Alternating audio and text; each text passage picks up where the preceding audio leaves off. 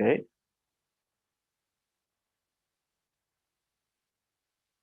Good morning, councillors and officials. I will be administering the oath as we welcome the new councillor from the ANC, Councillor Nondumi Somakopeni. Welcome, councillor. All right, I will be administering the oath, and I will please ask you to just repeat after me as I say these words. Please repeat after me. I, Nondumi Somakopeni,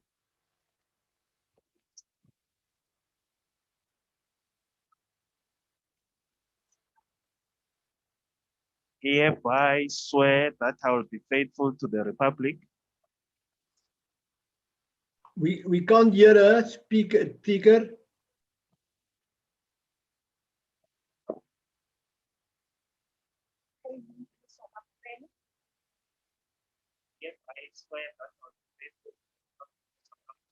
Hereby swear that I will be faithful and will obey, respect, and uphold and will obey, respect, and uphold and all other laws of the Republic. and all other laws of the Republic. And I solemnly promise And I solemnly promise to perform my functions to perform my function as the member of the Garden Road District Municipality as a member of the Cabinet to the best of my ability. to the best of my ability. And please lift your right hand. So help me. Congratulations. Thank you.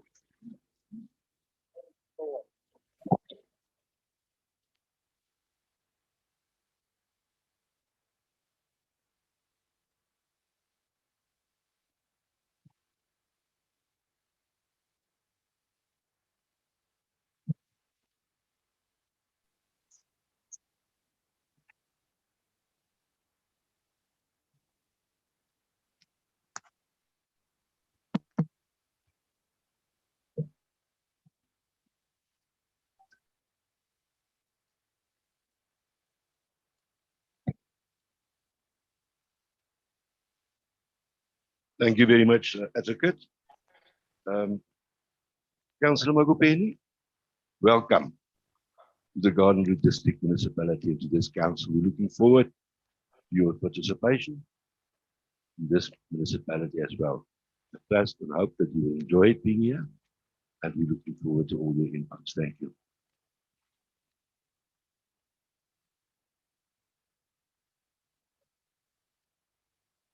Thank you, Executive Mayor. Thank you, Mr. Speaker. Mr. Speaker, before I do my official welcome and everything that goes with it, may I request Councillor Makopeni to take her rightful place.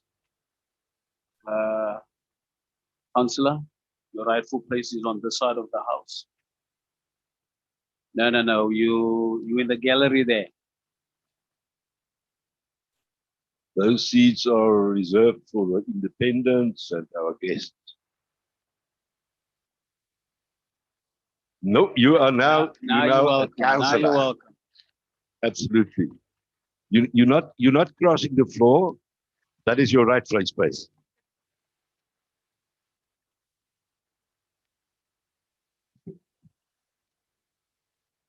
Mr. Speaker, may I continue now that I've got the floor? Yes, please. Thank you, Mr. Mayor. Thank you, Mr. Speaker. Mr. Speaker, and to Councillor Makopeni. Wait for the ladies to do that thing. Councillor Makopeni, on behalf of this side of the house, we officially welcome you, and fortunate that we know each other for a while. And I do know that you are bringing higher power to that side of the house. And it is just a pity that IEC have actually fixed that letter whereas today we can do with an extra councillor. But that is, it may, once again, I'm sure you know that this is something that we always boast of in terms of how we treat each other in this council, in the sense that everybody's voice is equal. No one is bigger than the other one when it comes to council matters. matters related to our service delivery, which will always be heard in this council. Opinion always matter. This is how we've been treating each other for all these years since we took the office. And on that note, welcome again.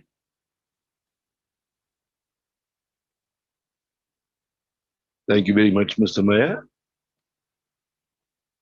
We have a hand speaker, Alderman van der Hoeven. Thank you, Alderman van der Hoogten. Thank you, Speaker, for the opportunity. Appreciate that. First of all, Speaker and councillors, elder lady and alderman,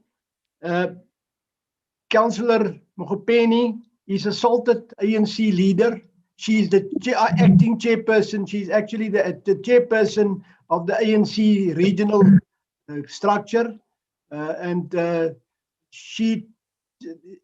It was Johan Breinders, that you all know, who was the chairperson of the region. After he has passed on, she took over the position. So she is really a respected ANC leader, and I want to welcome her on behalf of the ANC caucus, and I'm sure she will find this municipality a bit different from where she is deployed currently, because I want to echo what the mayor has just said. Welcome, Comrade Ndumiso. Thank you very much, Alderman. Councillor Lichaba, good morning. Thank you. Good morning, Speaker. Thank you. Good morning to all councillors, honorables. I just want to speak on behalf of Women Caucus and on behalf of the women in council, like to welcome our seasoned leader and also our comrade, or our councillor Nondumiso Machopeni, and she comes with a vast experience in the local government, and she is a seasoned leader. Therefore, we welcome her, and we know that she's going to bring a lot of insights into our council. And we thank the ANC for having to put more women in council and to ensure that the woman emancipation is alive and is practical. We thank you. Thank you, Speaker. Thank you so much, Councillor Lichaba. Anybody else? Please assist me if you see a hand. Alderman Gericke. Alderman Gericke, thank you. Speaker, good morning, colleagues. Just to say that hearty welcome to our colleague from the African National Congress.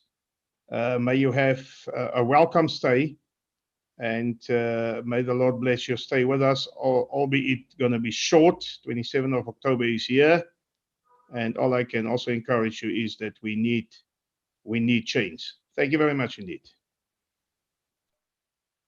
Good morning. Thank you, Alderman Gericke. Good morning, Councillor Spies. Are you comfortable on that side? Please proceed, Councillor Spies. Thank you. Thank you, Speaker. Noted that. It's just the mic that works. Very welcome to Garden Route on behalf of the DA. We have a very good working relationship here, and I hope that you find that out very quickly and feel welcome quickly. Congratulations on your appointment. I hope you work well. Thank you. Thank you very much, Councillor Spies. Speaker, just for clarity, sorry for interrupting, but just for clarity, Speaker, did the Councillor Spies cross the floor? Welcome, Councillor Spies. That's why I asked him if he's comfortable where he sits now. But no, he says he's just smiling as per usual. I see the camera is pointing this way. Thank you. May we proceed? MM. Thank you, Mr. Manager. Thank you, Speaker. Councillor Pumubele, on behalf of the administration, Let me take this opportunity. I said Kumubele. No. It's Makopeni. I just wanted to make sure you are listening. Councillor Makopeni, you are most welcome on behalf of the administration. Please feel free. You're welcome. We stand ready to assist you in any way possible on our side. I see you carrying a very heavy load of papers. I'm sure in the short period that you'll be with us, we will be able to assist you. But most welcome and thank you very much. Thank you, Tarislato.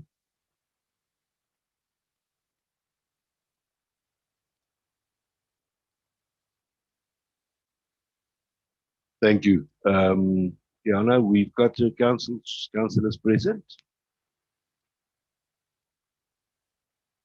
Again. Yes, please. And so they can record themselves and respond when you announce their names. Thank you, Councillor. We'll now do the attendance register. Thank you. Councillor Sharon May,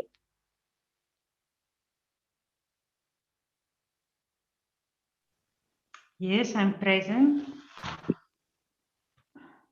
Councillor Space, Present. Alderman Boyson, Present. Councillor Rousseau, Present. Councillor Lose,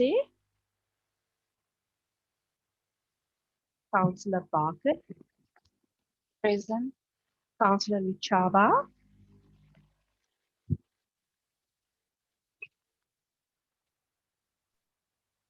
Present. Alderman De Vries, Present. Councillor Kamte, Councillor Ndomiso,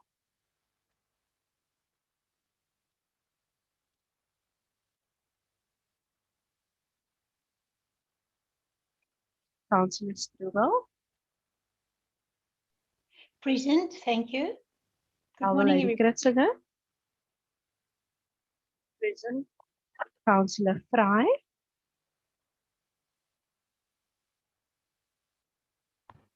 Good morning. I'm present. Alderman van der Hoeven, Present, Chairperson, present, Speaker, Elder Lady Tisi,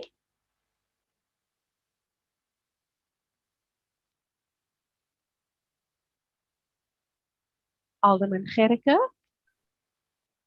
Yeah, present. Thank you. Councillor Busak,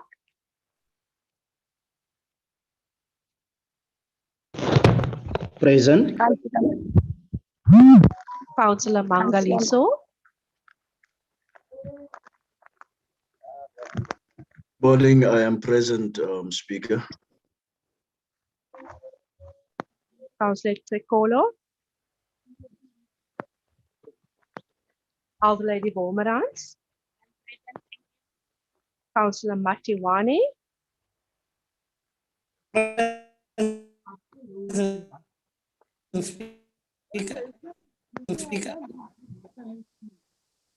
Councillor Meyer,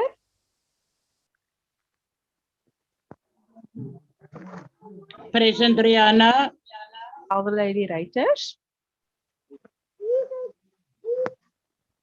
Present, Rihanna. Speaker. The video in the Outspring committee room is not on, so I cannot confirm who is there. Present. Ask them to announce their names, please, Speaker. Can I request those councillors' names that were mentioned and that did not respond? When you join the meeting, just give us an indication that you've now joined us. Outspring committee room. Speaker, yes, good morning. Morning, Councillor Majin. From the Outspring Committee room, Speaker, in attendance is Councillor Ben van Wyk, Councillor Raymond Wilskip, and myself, Councillor Lamujin. Thank you very much. Good morning, Speaker. Councillor Anne van Vogel present. Thank you. Councillor Mdumiso also present. Morning, Jenny Ortby present.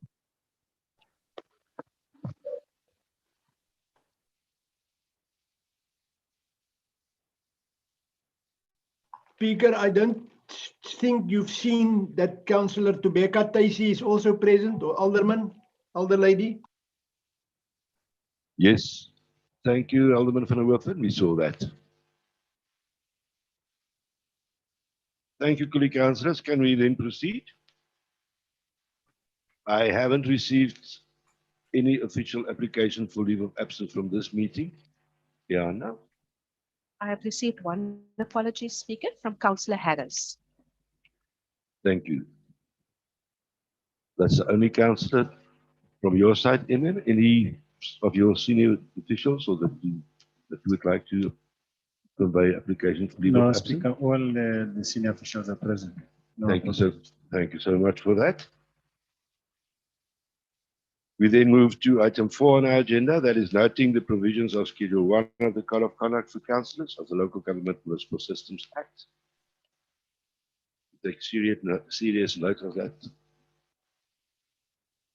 As per always, we do. Thank you. Then item 5, disclosure of interest by any councillor and official that you would like to declare pecuniary interest on any item to be discussed.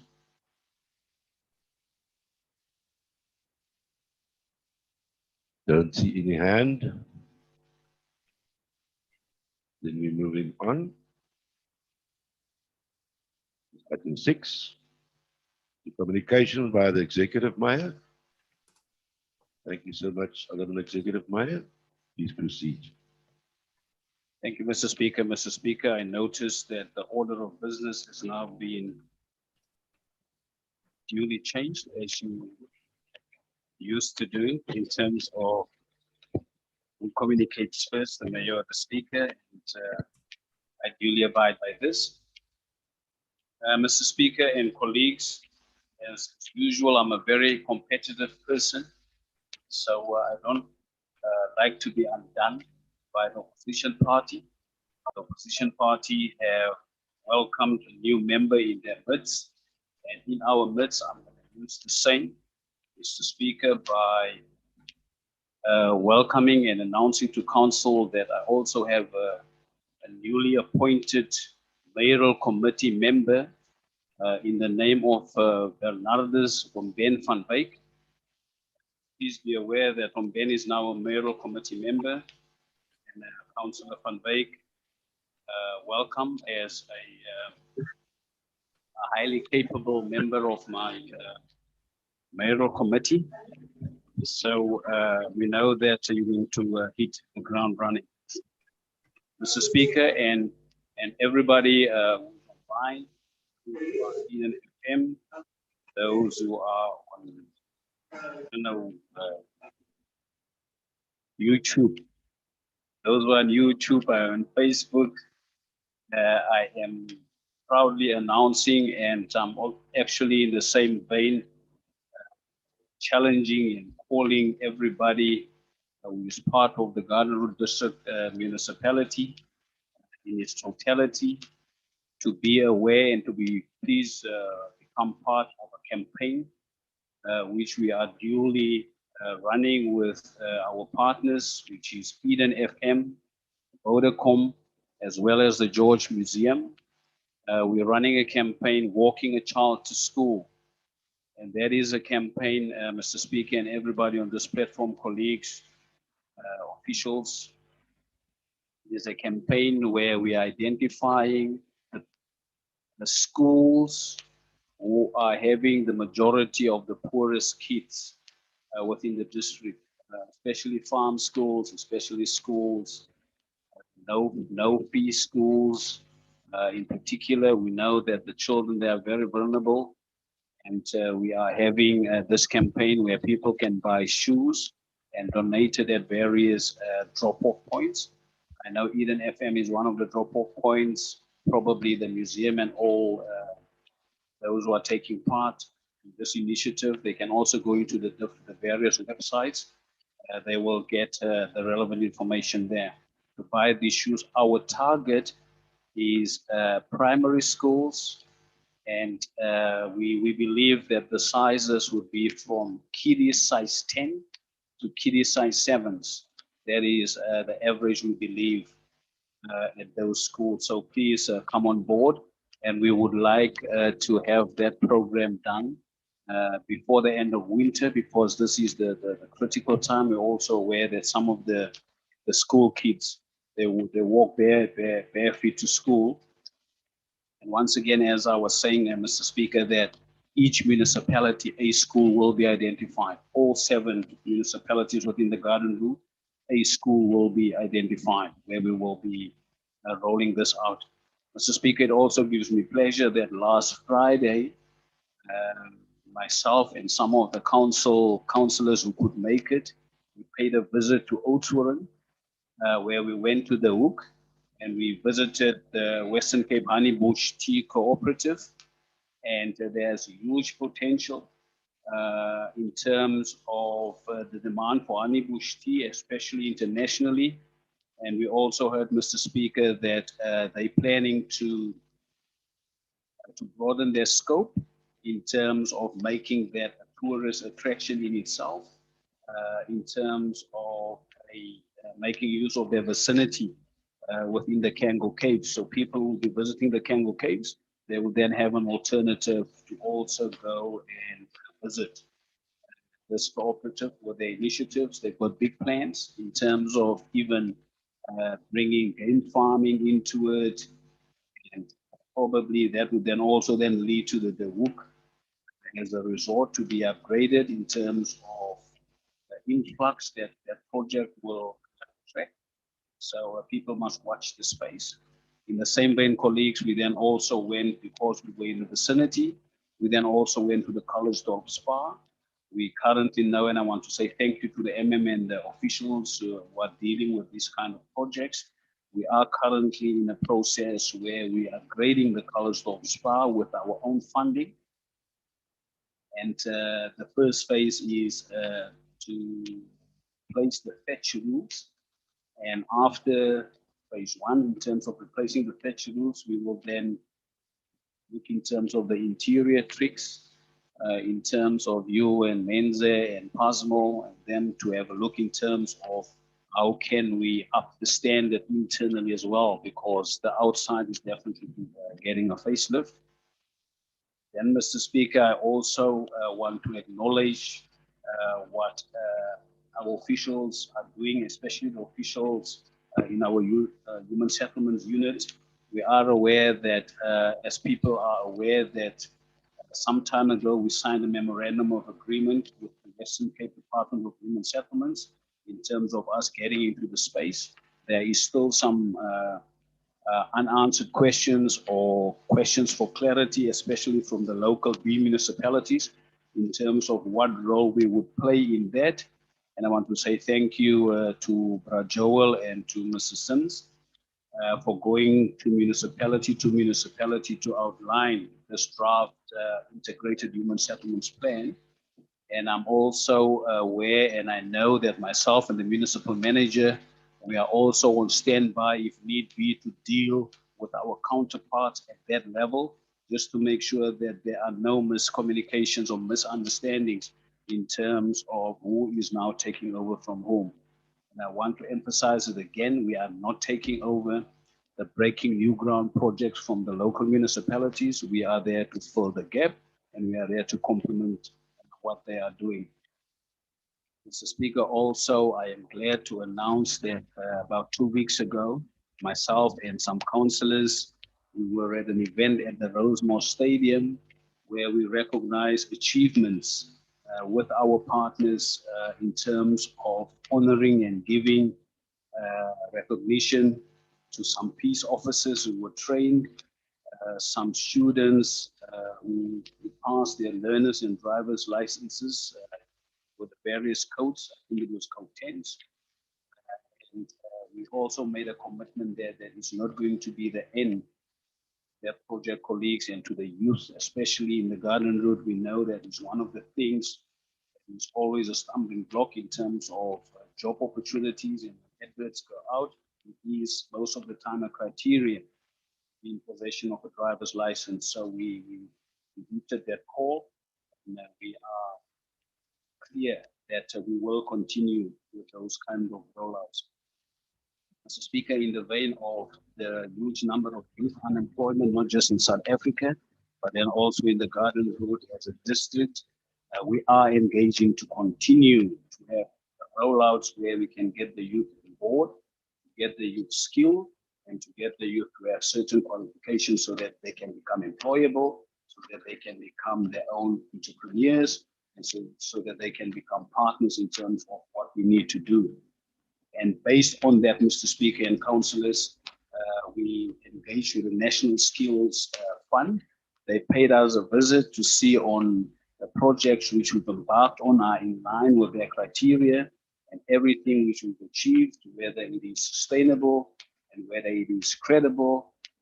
So they paid us a visit, Mr. Speaker, and we are convinced and we are hopeful that that partnership will lead to better things where we will get funding, and then we will continue roll out programs which will benefit the youth, women, and as a term, I don't want to use the wrong term, people with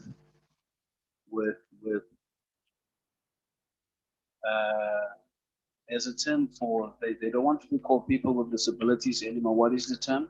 Differently abled. Differently abled. Differently abled people or people living with a disability. They are priority in terms of what we're trying to achieve with these partnerships. So they must also then watch the space. And based on that, Mr. Speaker, we will remember that we had 2 skill summits, and we also priding ourselves that we do want to become a skills mecca. So much so, Mr. Speaker, that there is another skills summit envisaged for the near future. It will be announced. And at that skills summit, Mr. Speaker and colleagues, it will not just be a dream, displayment of dreams and what we want to achieve, but we will be zooming in terms of what has actually came out of those 2 skill summits which we've had in the past, in terms of we will be dealing with numbers, concrete numbers on who achieved skills, placements, etc., but that will be communicated sooner rather than later, Mr. Speaker. And Mr. Speaker, lastly, I also want to remind ourselves that we due for a state of the district address in terms of what were the achievements since we took office in 2016 to date. And Mr. Speaker, the date is set for the 17th of June for State of the District Address, and the identified municipality is Beto Municipality, but everything else, the logistics will be communicated in terms of when, how, and I do want to make a call to all councillors. When you receive the invites in terms of your attendance, please indicate as soon as possible in terms of who will be attending physically, because it will be a hybrid event. I will be attending physically so that we can make the necessary arrangements, and because there's also a call for councillors to bring their spouses or partners or stickies. So we need people. We need everybody to indicate as early as possible so that the necessary arrangements can be made. And Mr. Speaker, I'm also aware between yourselves and the leaders of, or the whips of the opposition parties, the approach that would follow, or the steps or the criteria we should follow after the State of the District Address. That would happen on the 17th. And then on the 18th of June, Mr. Speaker, but you will lead us in that regard. On the 18th, there will be a special council meeting where all councillors can then give their inputs in terms of the state of the district, raise their questions, raise their concerns, and it will then be noted down. And then, Mr. Speaker, we will then also, through you, have a next council session where I would have to respond in terms of questions, concerns, or anything that councillors might feel that I erred or I omitted, or you can rain praises on me. You're more than welcome to do so, but Mr. Speaker, we will be guided through your office on how we will finalize those matters. And then, Mr. Speaker, lastly, I do want to just emphasize that we are concerned in terms of the third wave hitting. It has hit other provinces already. The Western Cape is still stable, but we can't take anything for granted. We still need to be on high alert. And even the state of the district address, we are monitoring what is happening within the third wave space regarding COVID-19. And that will then also make us flexible. At this stage, things looks good for the garden road, but any number of positive cases is one case or one incident too many, but we are watching this. So our plea again is that we should not drop the ball. Thank you. Thank you very much, Mr. Meyer.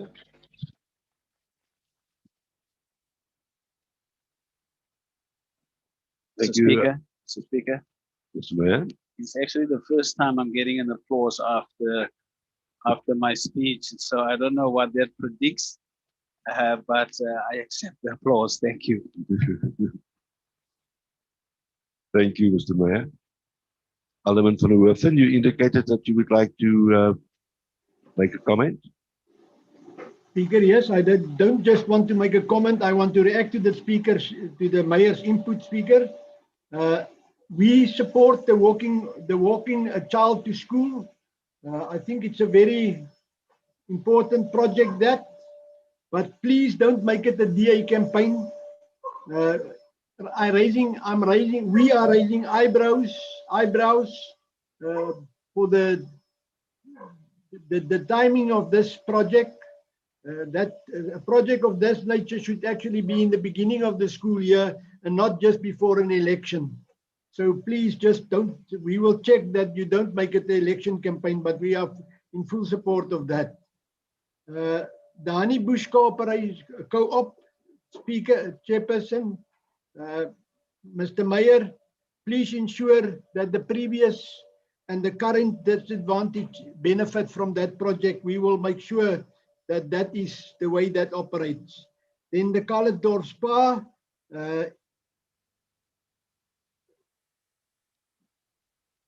we don't want to read in the newspaper about the upgrading of that.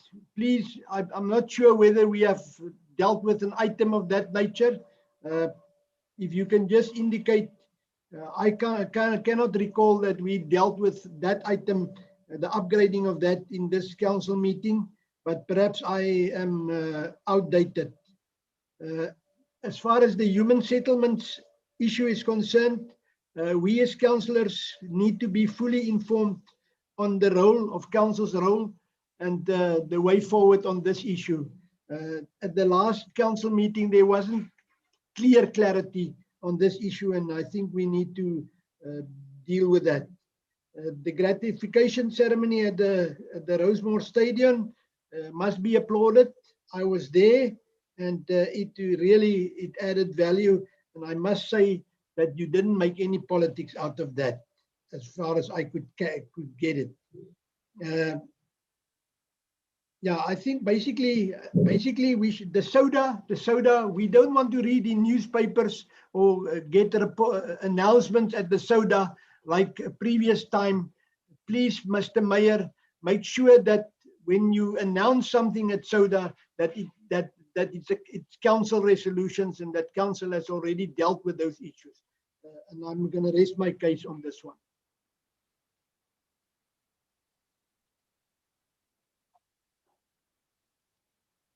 Thank you, Alderman van der Hoeven. Alderman Gericke. Yeah, Speaker, good morning. For one or the other reason today, I'm going to be very short in everything or very brief in everything that I'm saying. But yes, Mr. Mayor, Alderman, good morning. I hope you are well. Lots of projects that this council has embarked upon need to be applauded. The Honeybush initiative, yes. Unfortunately, I could not make it, but to be applauded. Then also the, it slipped my mind now, the last thing that Alderman van der Woofen has spoken about. Yeah, but I'm not going to elaborate on walking a child to school because we should be doing this in the beginning of the year. I have a problem with the timing of that initiative, and I don't want to play politics with the lives of poor little children. That's not in my nature. And then with regard to the soda, yes, very smart initiative, very, very smart initiative, and I like it. But the procedure that you've outlined now, I have a problem with that procedure. First and foremost, this is a council. This is not a parliament or a provincial parliament. This is a parliament, and I could not find any of what you've outlined in the rules of order of this council. In other words, that you address the state of the district. There's nothing wrong with that. You can do that. But then you will give us the next day the opportunity as opposition councillors to reply, and then you will call another council meeting to reply on that. I do not find that in the rules of order. I'm just telling you upfront. If our colleague, Advocate Mkokeni, can most probably outline and call me to order on that one, I will understand. But for now, I am in the dark on that one. So it should be an equal field, field should be level for everybody. If you say something, we must rise, we must defend, and we must speak, we must refute, and we must articulate. I don't see this in the rules of order. Thank you very much, sir. I hope we have a very great and beautiful council meeting, Mr. Speaker. And I want you to relax today. This is the last budget that you will preside over. You won't preside over another budget again, Mr. Speaker. Put that in your pipe and smoke it. Thank you very much indeed. Thank you. Thank you so much, Alderman Gereke. Good day. Yes, for sure, I'm going to miss you all. But thank you for that.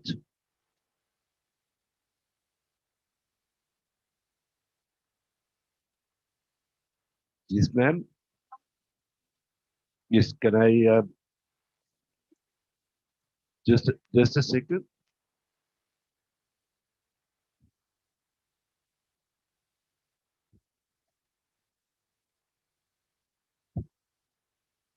Can you hear me now? Thank you very much, Speaker. We've listened to what the mayor has discussed and which some of the points, Mr. Mayor. Sorry, Speaker. Can you Speaker, please sorry, we can't hear. Up the volume a bit. If you can speak Yes, a bit louder. And now? Yep, that sounds better. Thank you. Yes. I was saying that thank you very much, Speaker, for the opportunity. I've listened to what the mayor was saying, and most of the stuff that he was saying, I feel that it is important. For instance, we're talking about the skills for youth. And as a district municipality, when you talk about that, I assume that you are also talking about the whole region when it comes to the BIM municipalities.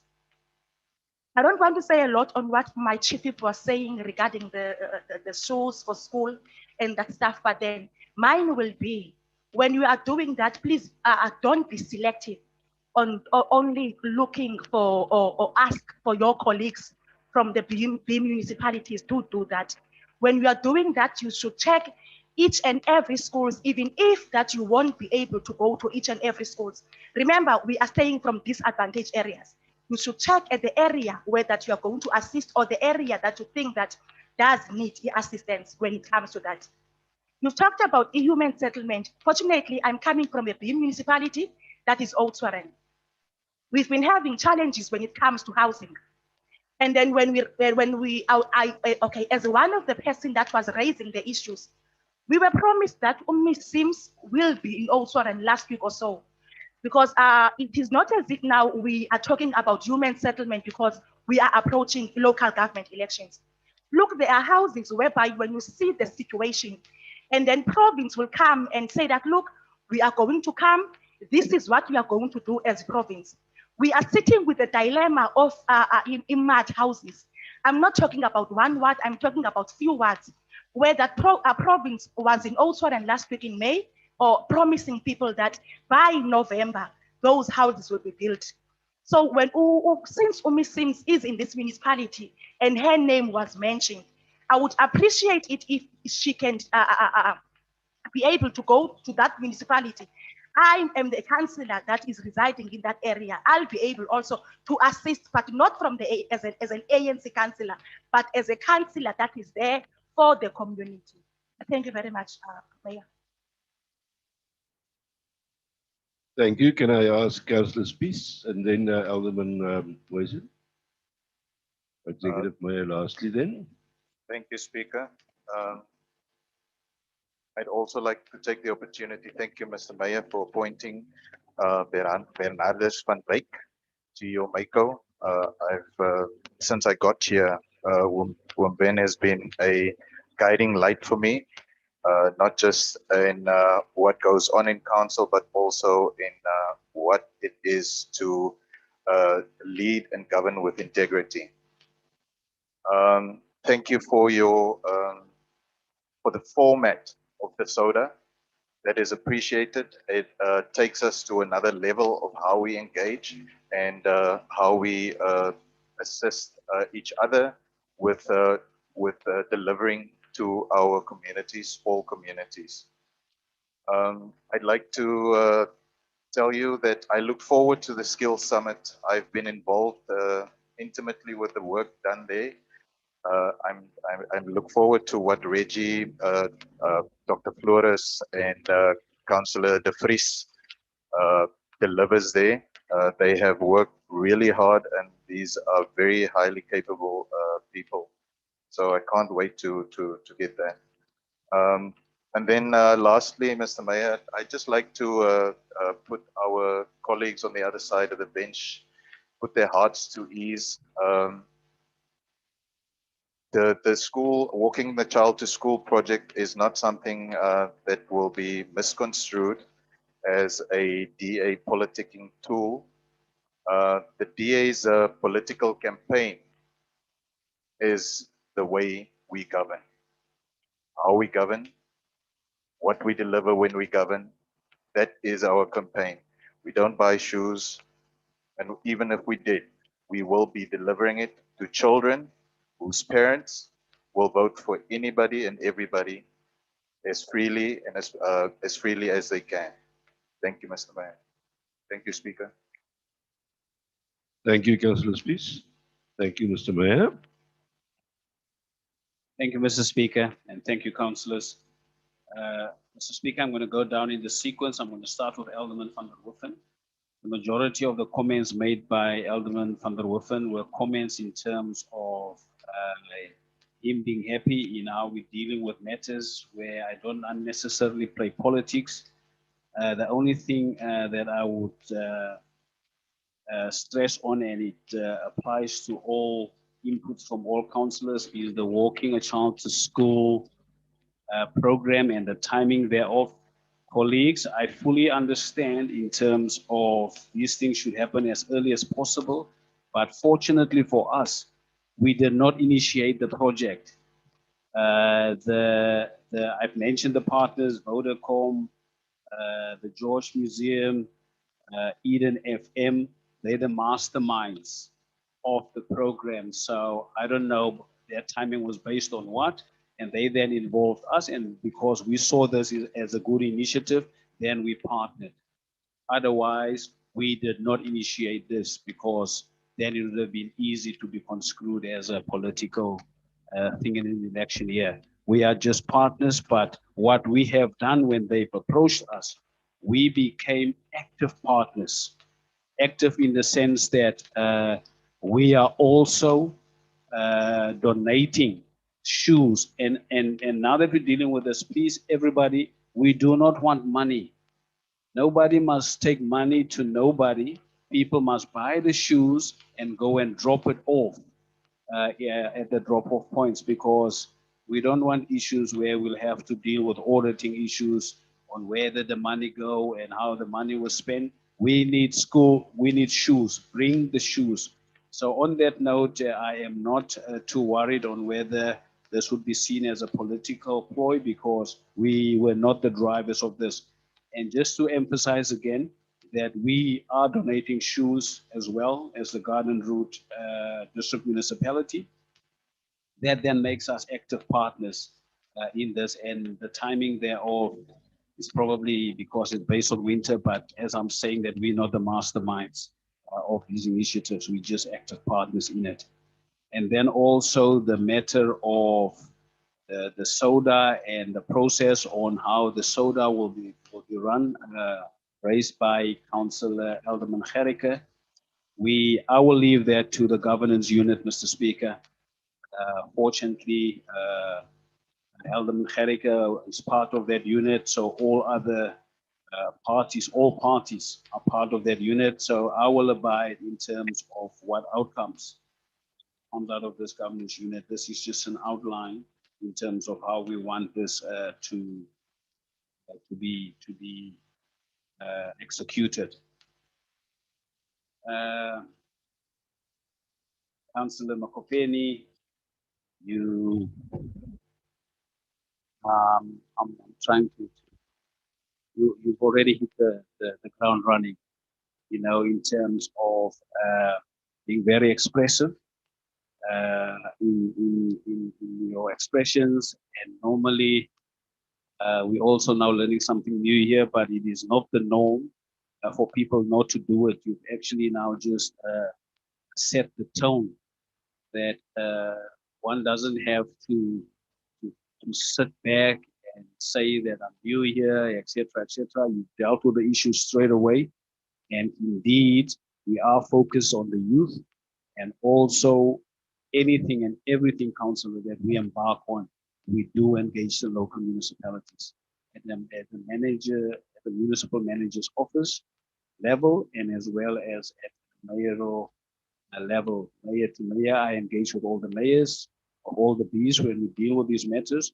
But I fully agree with you that I am aware that there might be some challenges from time to time where the communication does not reach the council's floor, where all parties are sitting and getting it out of the horse's mouth. There is definitely something that we're looking into, and it is something that I would, going forward, really try to find mechanisms that all councillors in all the Bs must know what the district is doing, especially if the mayors have been engaged, that all councillors should get that message.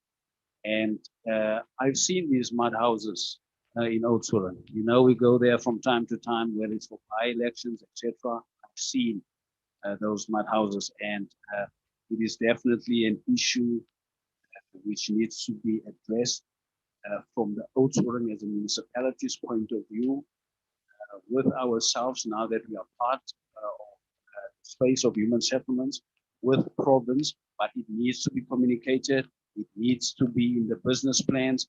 It needs to have time frames, and it needs to have actual action. But it is something that I will raise with the mayor of Mossel Bay, because, sorry, of Oudtshoorn, because Oudtshoorn as a municipality must take the lead in terms of their business plans, etc. And I know Mr. Sims and Joel, they're also listening to this. This is also a discussion that we will have in terms of what would be the quickest and the best way going forward. But I totally agree, we should not have mud houses in any of our communities, especially mud houses as old as those in Oudtshoorn. We definitely have to look into that, come up with a plan. And this is precisely why we've opted to get the accreditation as a district, because some of these things, we see it and we don't have the local standard to deal with it. But now with this accreditation, this actually now opens the door for us to be able to go to the B municipalities and say, look, you are not crying for help, but we can see you need help. How can we help? And then we can then escalate that through the channels. But we need to eradicate those mud houses in Oudtshoorn, and we need to deal with all human settlement programs within all the municipalities. And lastly, Mr. Speaker, on the comments raised by Councillor Spies, we take that to heart. These comments in terms of we're having opportunities here and continue to try new things. There's a whole outline of the soda. It's also a step up in terms of how we used to do the sodas and how to set the tone. And just to come back there, the governance unit will deal with these issues in terms of what is contained in our rules of order, what would be something new, and how can we sharpen ourselves going forward. Thank you, Mr. Speaker. Thank you, Mr. Mayor. Now, just to latch on to what our Executive Mayor also said regards COVID-19,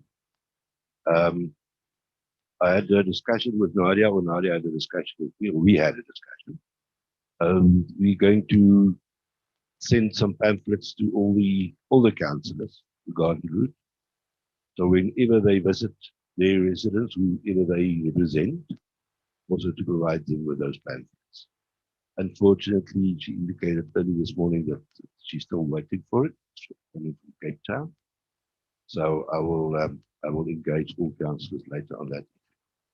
But I would like to read something in the paper that I read in the George paper as well. Is that no registration, no vaccination.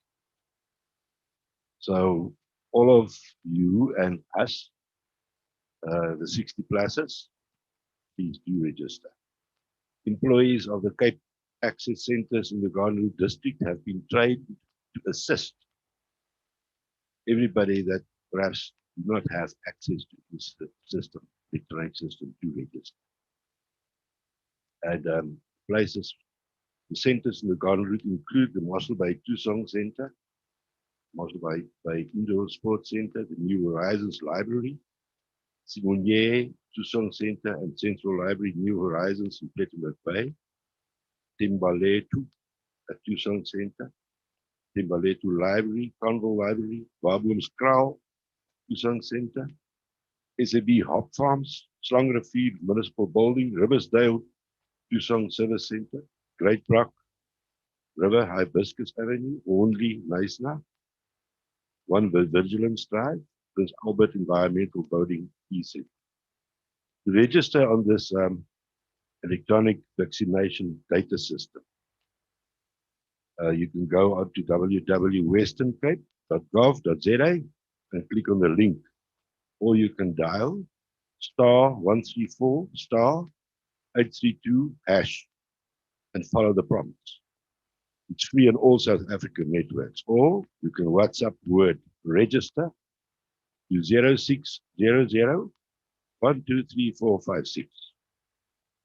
So if you are over 60 and registered for your COVID-19 vaccine, you can expect an SMS confirming your registration.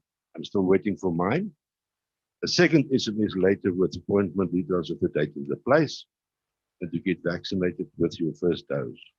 Proof of vaccination card, an appointment date for your second. So I wanted to share those to you, colleagues, and everybody that listens, is that COVID, as we always say, is not on holiday, hasn't come.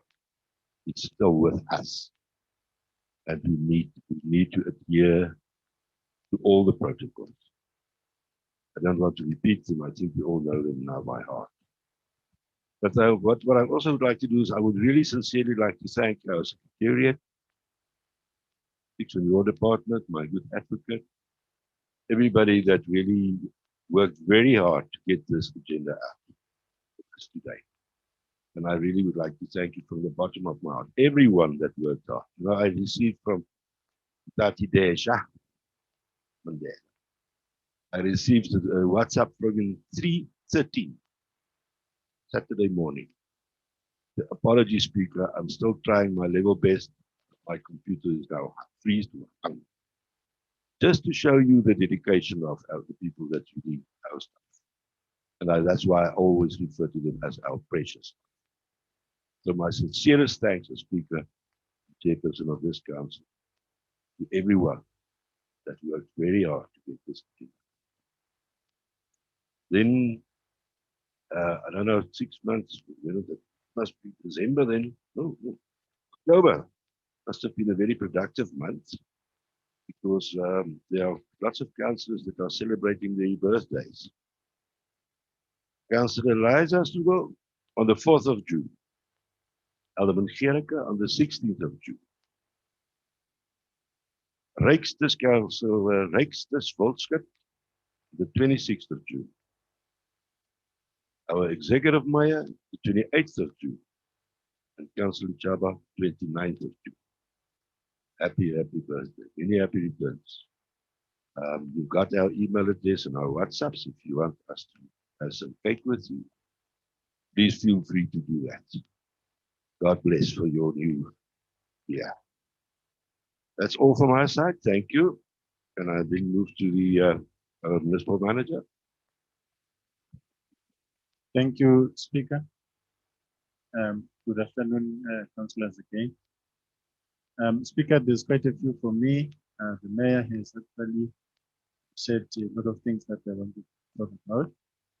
But I think one is that today is quite an important meeting. I hope we all appreciate that we are approving the IDP and the budget of the municipality. And as you have remarked, Speaker, and somebody else did, this is the last budget for the term of this council. There might be a possibility of an adjustment budget sometime if we should be likely to receive any windfall in between now and October.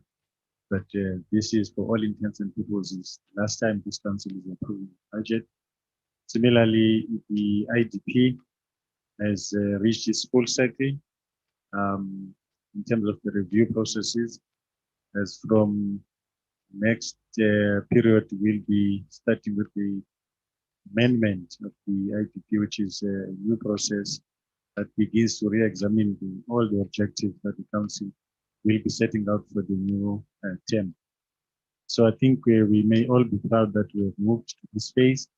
This IDP has been subjected to public scrutiny. The provincial government has submitted their comments, Speaker, and they are quite favorable. And we would like to thank all the officials that has for years carried this process, and we hope in the new term they will be doing that as well. Similarly, the budget has been verified or assessed by the provincial treasury, and we are happy, Speaker, to be presenting it now for final approval. It was workshopped with all the councillors, and yesterday was approved at the budget steering committee, and we believe that it is ready for final approval of the council. I take note, Speaker, that there are still some questions about the exact role of council in the human settlement space. We are continuing to explain this. I just want to caution councillors now that we're getting involved in some of the functions that we have not been doing, to guard against ending up discussing matters that relate to the municipalities council. I don't want Garden Road to be accused of discussing projects of local municipalities at this level. Even with good intentions, it may be wrongly construed. Our experience is that people are quite jealous about the space, and we need to be careful on that. However, we will always be available to assist, and it is the municipality's responsibility where it is necessary. I'm glad, Mr. Mayor, through your Speaker, the issue of the sword is being addressed, because I think councillors will recall the last time there was a specific request that the format must change to allow for councillors to reply and raise issues with what the mayor would have presented, so that he has an opportunity to then clarify those matters at a proper sitting. Our council meeting for June is dated for the, I think it's the 22nd.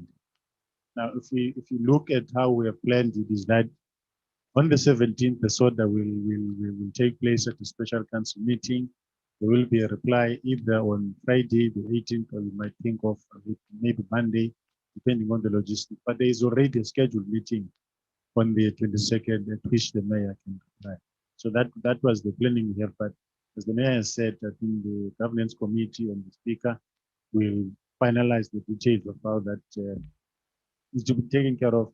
And I suppose the speaker, we need to probably look at our rules of order moving forward in terms of how we can amplify this in black and white so that we are clear that maybe at some point the governance committee should sit as a programming committee for the purposes of the order so that this thing is clear there once and for all.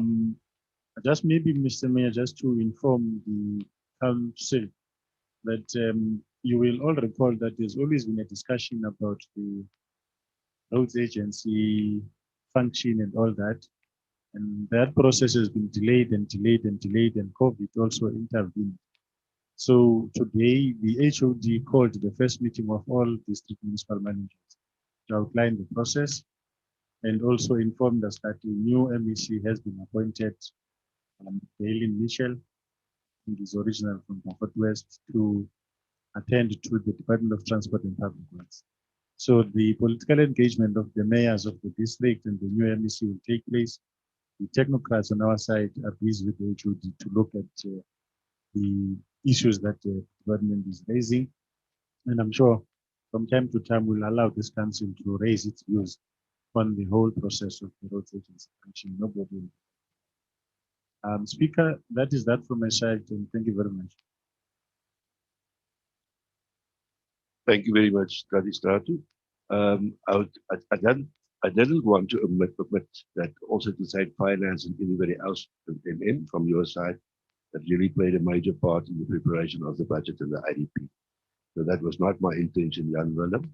CFO, Minister of Finance, I really know what you went through. So everybody within your team, whoever else also worked on it, I tried to say everybody that worked out, but I just think you deserve to be mentioned and acknowledged for the role that you also played in this event. Thank you. Can we then move on, colleagues? We are now on item 9. It's approval of the minutes of the council meeting that was held on the 28th of April, 2021, and you find it on pages 9 to 34. Any corrections you'd like to make? None.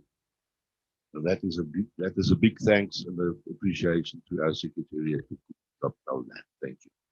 Thank you, other lady. Yes, I suggest that we adopt. Thank you, other lady Christina. Seconder.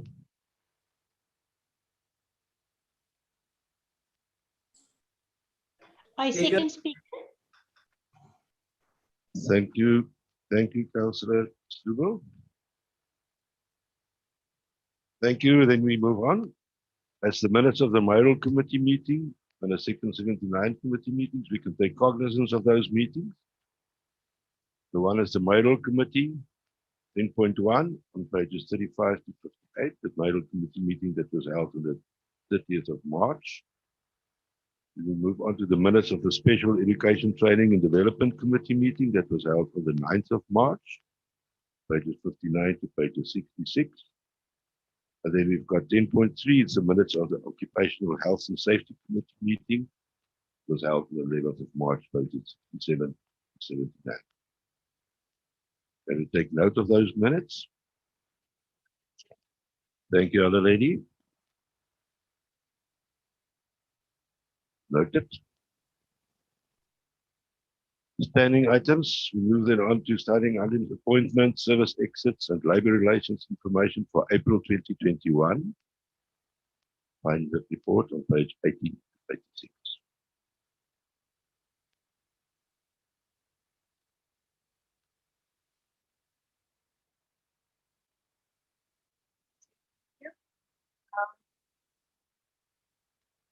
Just a welcome to the new appointed staff members to be employed in these difficult times. I need a privilege, and I thus want to recommend that we adopt the recommendation that's on page.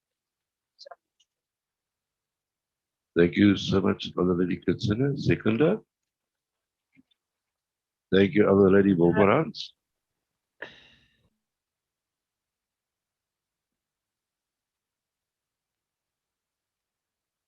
Can we move into the next item? No reports from the Office of the Speaker. Then we've got reports from the Executive Mayor. B1 is the final budget 2021-22, medium-term revenue and expenditure framework, pages 87 to 624.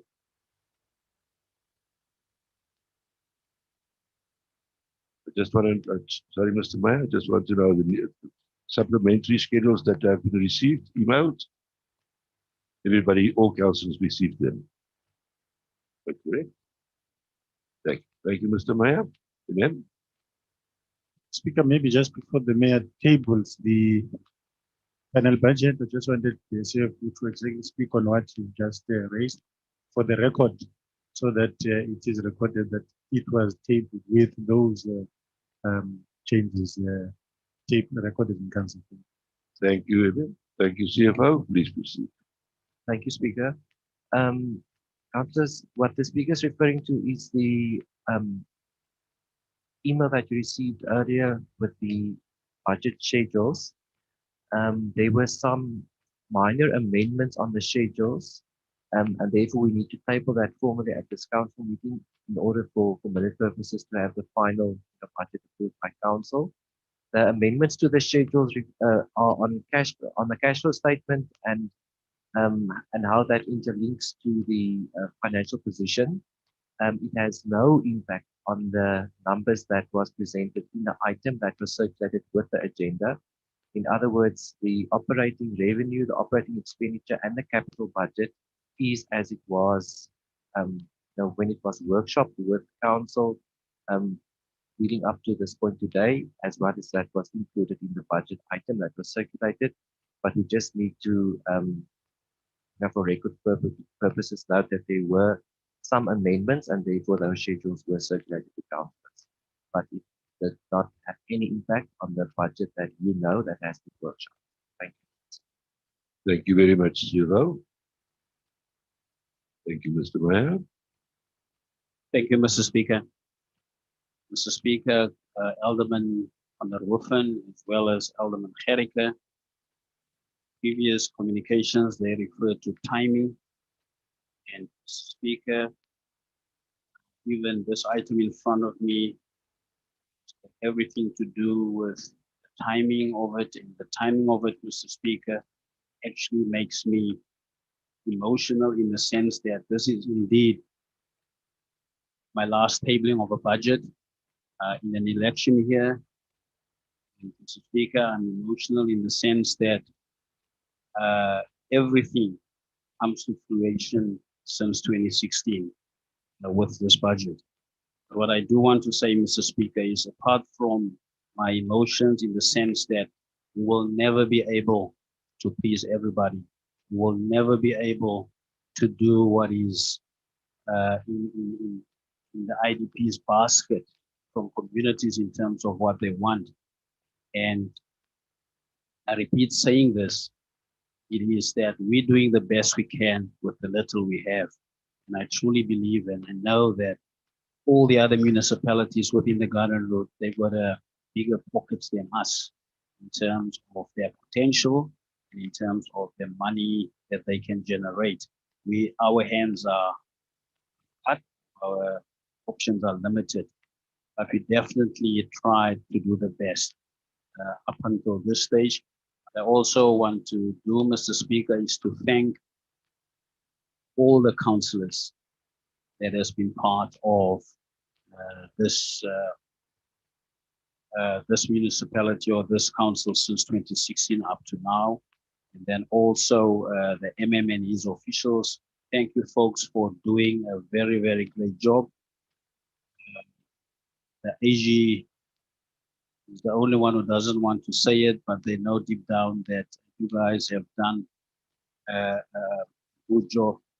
Mr. Speaker, also gives me pleasure, always walk with my head high, my shoulders straight when I go to any part of South Africa, and especially here in the Western Cape, precisely because the Garden District Municipality has always been first out of the blocks when it comes to dealing with budgets within the legal frameworks when budgets needs to be approved. And today is no difference in that, Mr. Speaker, that we are well within the time frame and well within the deadline. And I want to say thank you to everybody who's been part of this, even those who've been dealing with these matters behind the scenes. And I know councillors, not all of us who get what we really envisage that should happen from where we're coming from. And then also the other thing that makes this always difficult, Mr. Speaker, is that we are not ward-based. We know in other circumstances, each and every councillor would look out for what is happening with their ward, how big is this slice of the cake. And in this instance, unfortunately, our wards are what we're doing for the district in totality. And this is exactly what we try to achieve here. And hopefully again, Mr. Speaker, which is also something new, which I've learned by engaging with my counterparts here at the district in terms of going through the draft budget jointly. Normally, you will find a majority caucus bulldozing whatever they see fit. In our instance, we've never done that.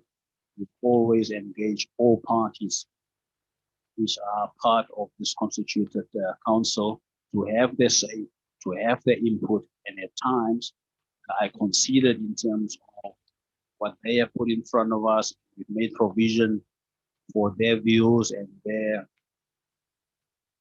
dreams or their ideas in terms of what this budget should entail. And we've always done that, Mr. Speaker. And once again, thank you that we took part of this. And normally it makes it very, very easy for all of us because we've had our sessions where we could stretch, deal with this budget. And Mr. Speaker, this then gives me then the opportunity to table this final budget for council to adopt it.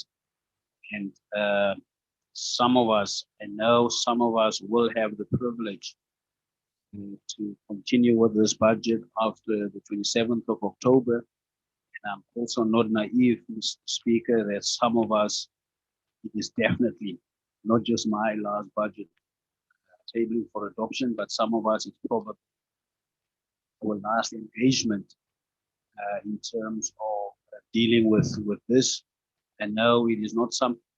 I'm saying this, Mr. Speaker, in terms of, I'm aware of councillors who have indicated that they are not coming back. They're going into retirement, political retirement. I'm also aware of councillors because the different political parties, they have different processes in how they set up their list.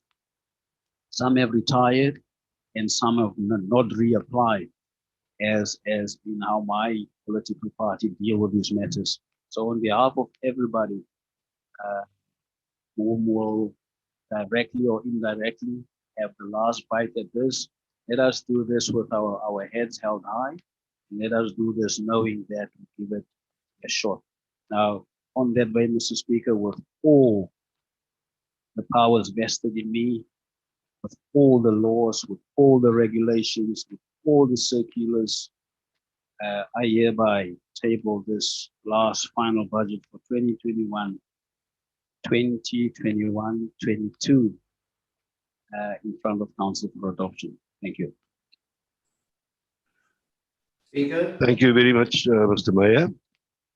As per our rules of order, before I get a seconder for the adoption, I will now allow any comments or input on the proposal from the executive mayor. Thank you, Mr. Mayor.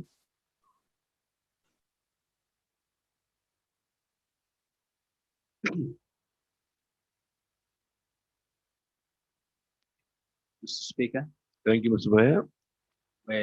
Where I was schooled, they say silence means consent. May I so propose? Yes. Thank you. I've got a Councillor Lichaba, Alderman de Vries. Alderman Thank you. Gericke.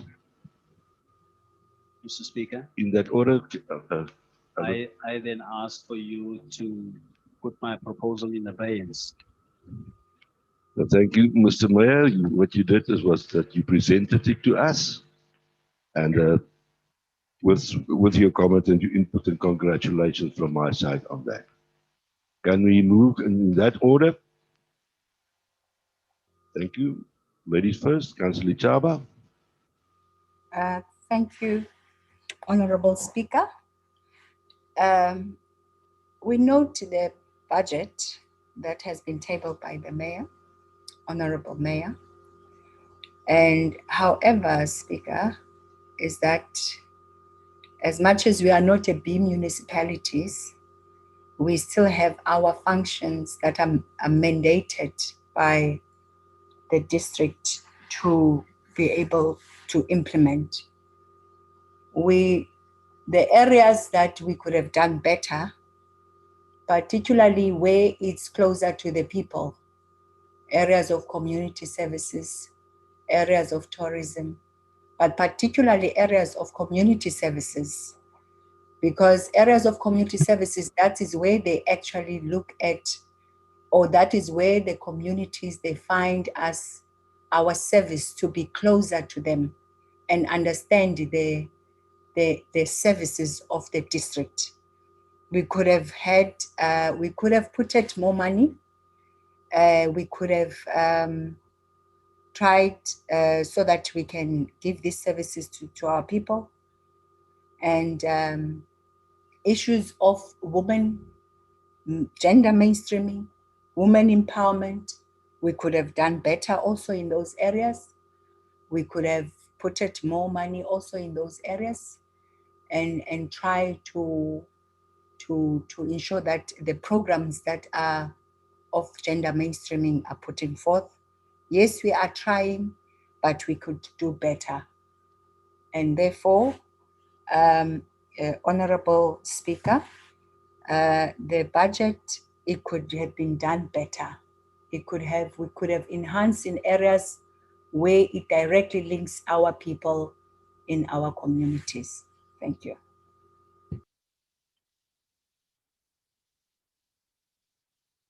Thank you, Councillor Chaba. Alderman de Vries. Speaker, thank you. Speaker, we understand and appreciate the financial difficulties that we as a municipality, especially districts, find ourselves. So we understand that whereby our grant have only been increased over the past few years on a yearly basis, anything between 1% and 2%, that the costs have went up.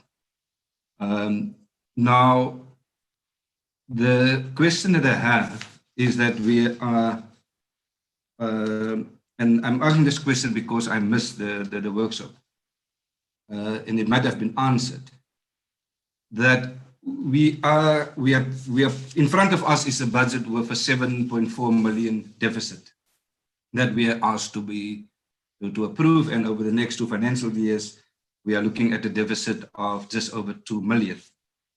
Now, I'm asking the question in terms of our treasury, especially we'll look at the budget, because in this circulars that is sent on a yearly basis, and the same as the one that's attached to this budget or to this item, is the issue around a budget being funded. They call it the credible budget. And your budget, you must be able to show how your budget is going to be funded. Now, in cases, there is in the Western Cape Circular by Provincial Treasury, whereby they refer to that in cases where your budget is not fully funded, you must have a funding plan, and they also call it a credible funding plan, that must be submitted with the budget.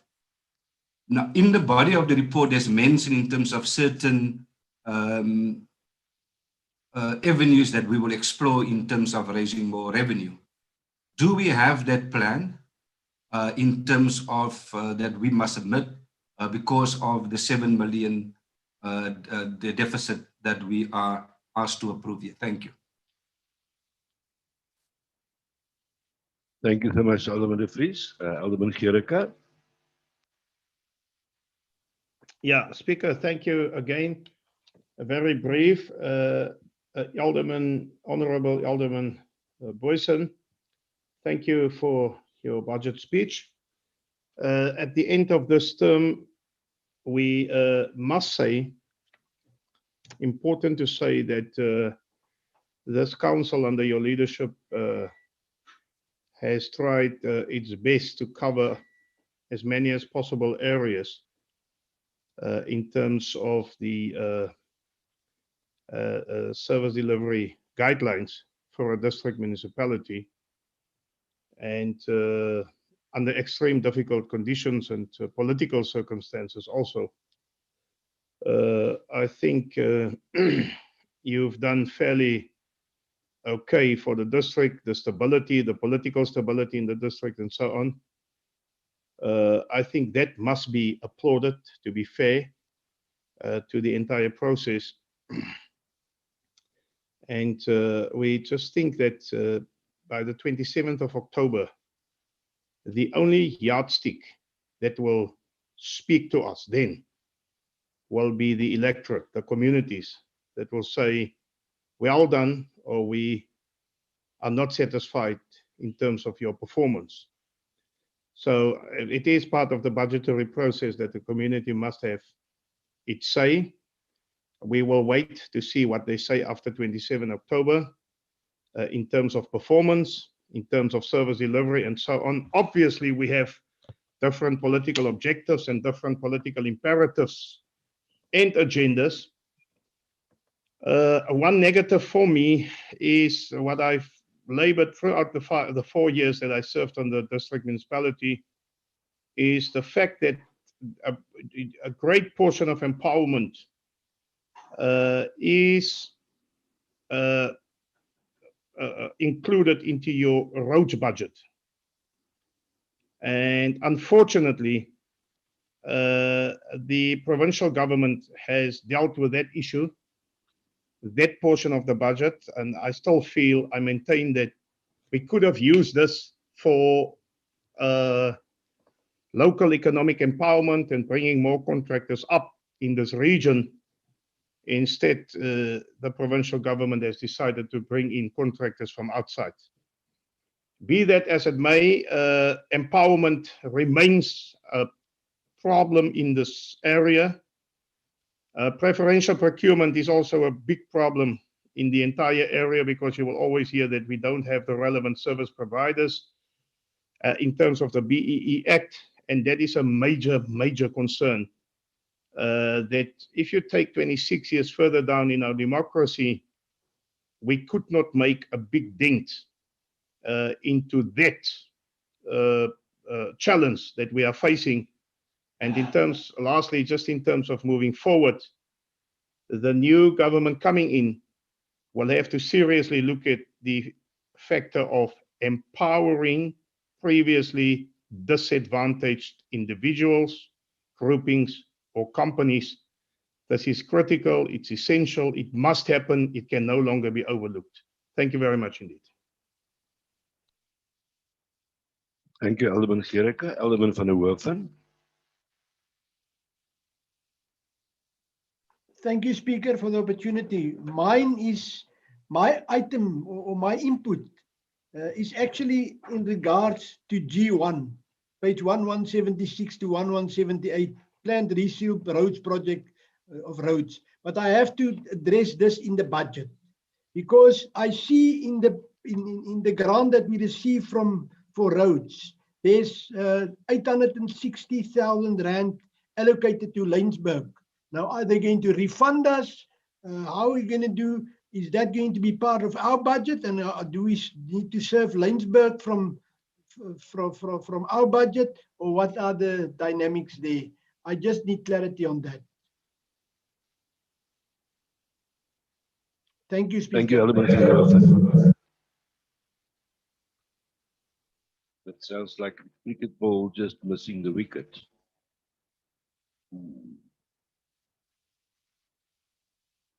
MM? Thank you, Karisatu. Thank you, Speaker. Myself and the CFO will help each other to kind of explain some of the issues. I think the first one is regarding what we could have done and what we're able to do. And I want to think all of us would agree that the resources that we have are so limited, that the ones that we have are so unlimited.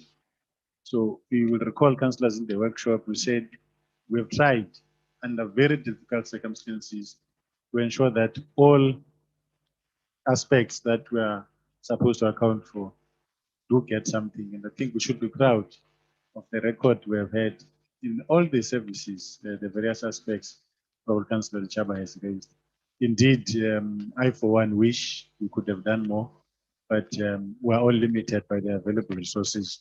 I think at the workshop, we really explained the economic climate under which we find ourselves, and the impact of COVID and everything else, and that almost all municipalities in the country must be tabling deficit budgets if we are accounting properly for what we have. But I think we can be happy, Councillor De Vries, that even though we are showing a 7 million deficit, our budget is funded, fully funded. And that's a criteria that province always look at. So the CFO will explain to you the technical aspects of what is a deficit when the budget is actually funded.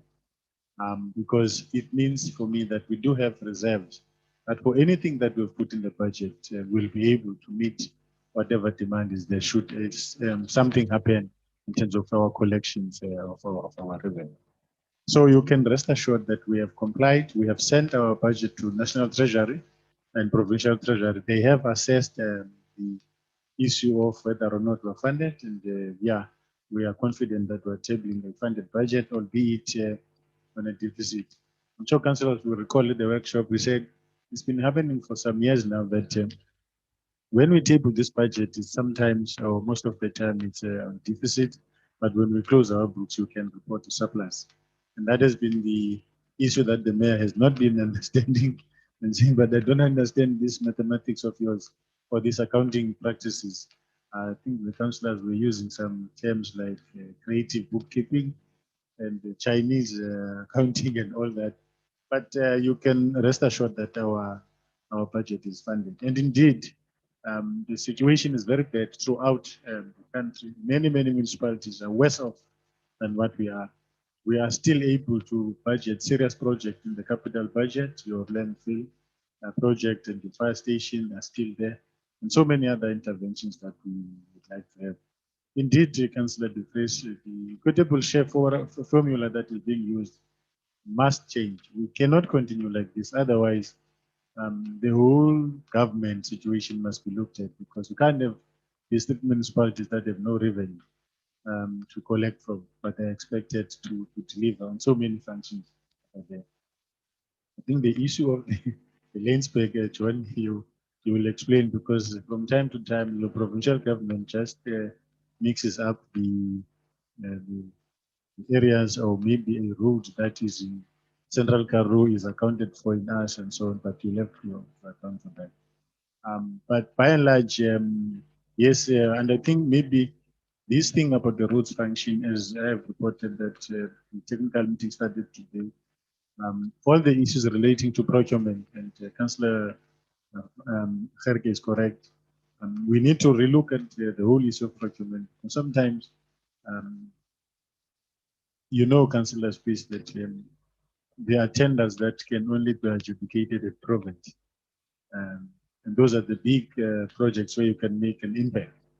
And they are not adjudicated here. And there's nothing much you can do about that. But then there's those that are in our hands.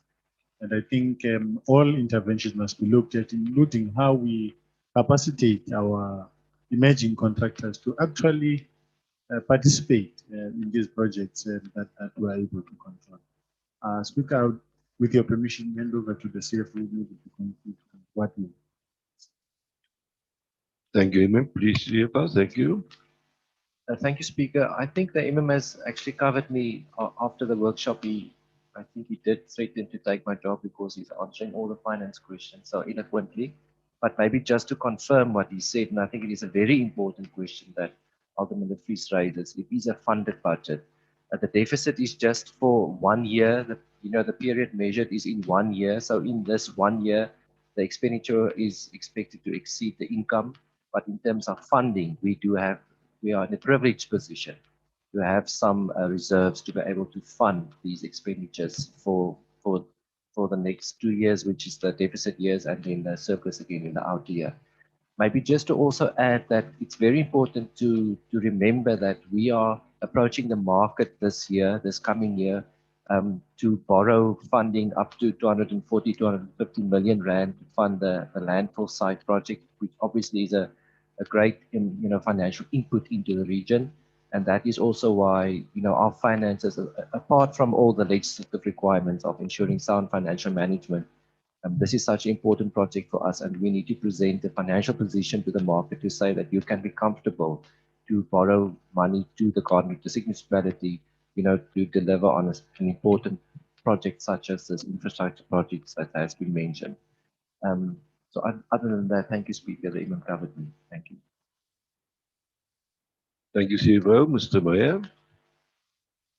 Thank you, Mr. Speaker. Mr. Speaker, I am hurt by comments made by Alderman Gericke. He said that I was doing fairly okay. That gives me a 4 out of 10, and that makes me an E symbol. I'm very disappointed, Mr. Speaker. I'm hurt.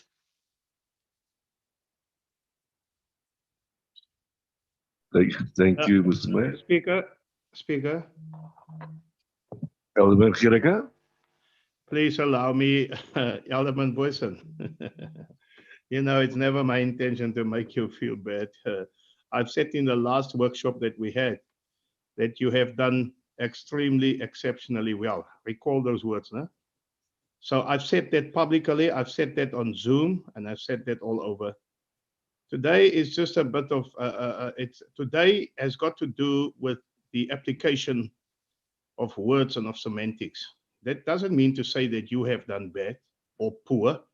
I have said in my introduction, with all due respect, Honorable Alderman, that you have done extremely well under the circumstances. You're not going to lure me into this trap to say something else. Look, you are a seasoned politician, so I take note of what you're saying, but just go and study my introduction. You've done extremely well under difficult circumstances. This is what I've said. Thank you, sir. Mr. Speaker, thank you. Thank you, Alderman. I think we've just had a seconder for that last remark of yours here in council. But thank you very much, Alderman Gericke. I saw that Oudtshoorn committee room would like to come in. Is it Councillor Lambergine? Yes, Speaker. Yes, my hand was on Speaker. Yes, Speaker, I just want to second the proposal made by the Executive Mayor in terms of the budget for 2021-2022. Thank you very much. Thank you, Councillor Lambergine.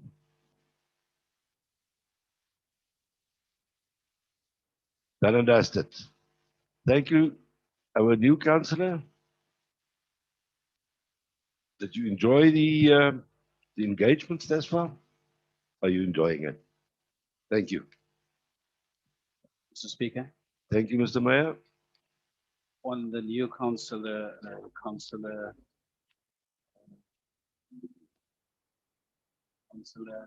to make the mistake that I made. Mongubeni. Councillor Mongubeni, do not bump into her at the by-election. Thank you. Colleagues, thank you so much. That was then the last budget speaker that I will, in my lifetime, preside over the council meeting. Thank you so much for that.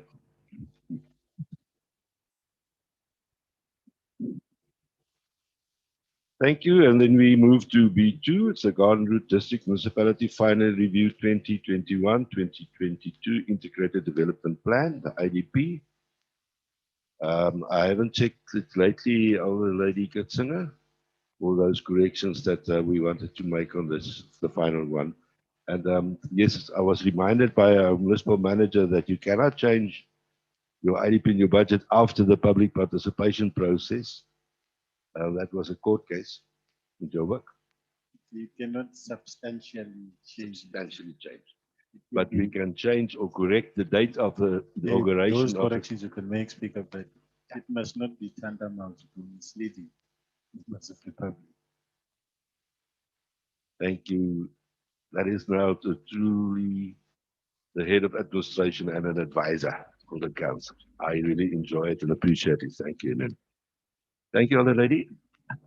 Thank you, Speaker. Yes, I would just like to bring to your attention that on page 636, that Councillor Barker joined us just a month or two ago, and the date is in 2020 that was indicated.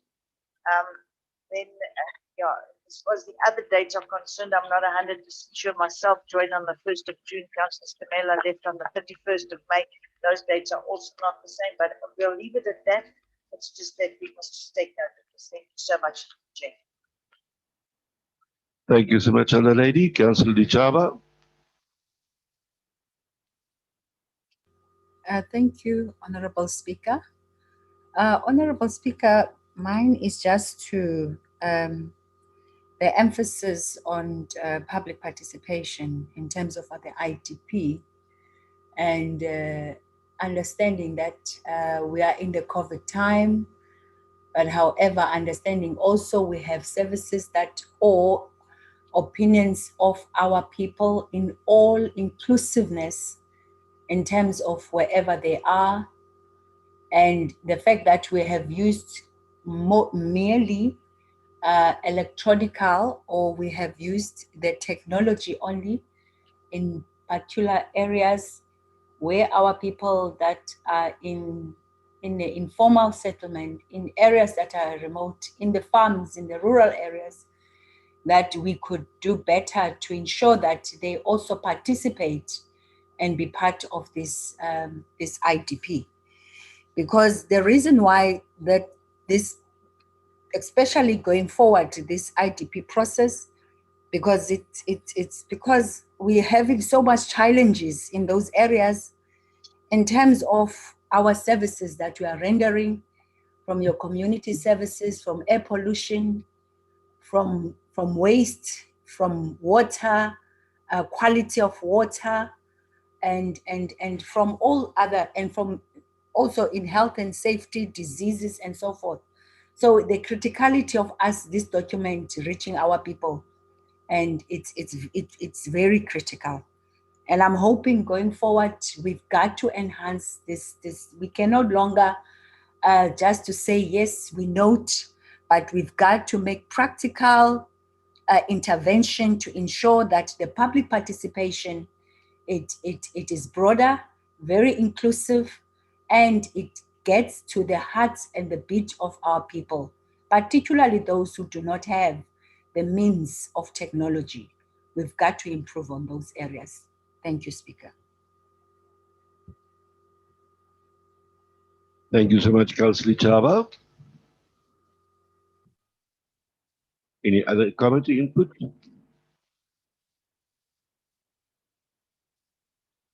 If none, can I then get a proposal and a seconder for that item? B2, adopt our final reviewed IDP 2021 to 2022.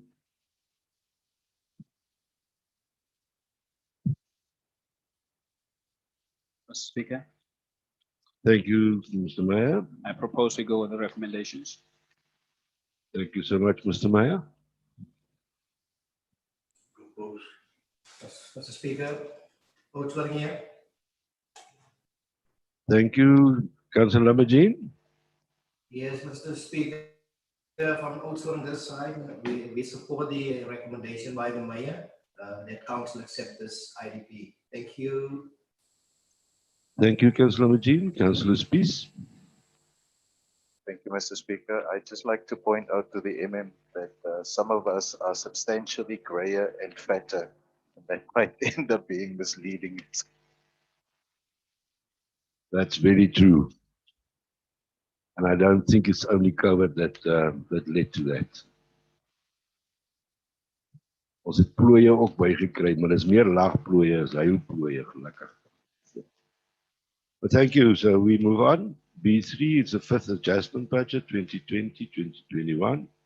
The medium-term revenue and expenditure framework, pages 1007 to pages 1075.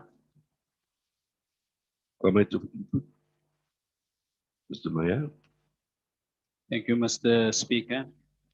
Colleagues, we are actually the converted when it comes to adjustment budgets. It happens from time to time.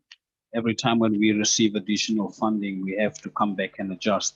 And there's no difference in this regard. We've received some additional funding, and we therefore had to adjust our budget accordingly. And I'm tabling this for adoption, Mr. Speaker. Thank you. Thank you, Mr. Mayor.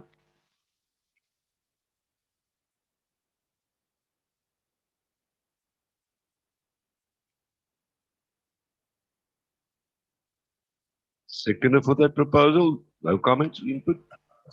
Thank Yes, you. Mr. Speaker. Have a seconded proposal, please, Mr. Speaker. Thank you. Thank you, Councillor Lambert-Jean. It seems as if the line goes over the mountain, it gets weaker, the signal. So we must get a higher pole to put up the sender, or what you call that little thingy. Or we must, yeah. Thank you. Can we then move to the next item, please? Section D.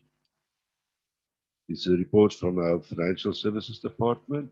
D1 is a debt write-off report, 2020-2021, quarter 2 to 3, pages 1076 to 1092.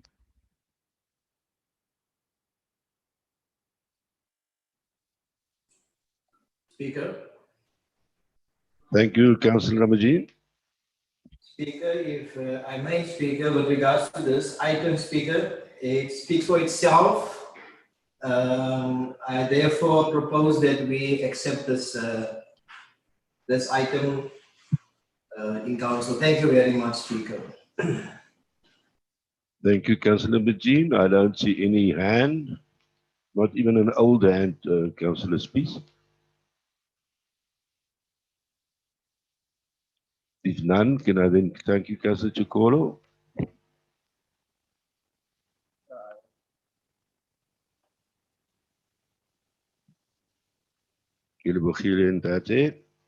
Speaker, Councillor Strubel.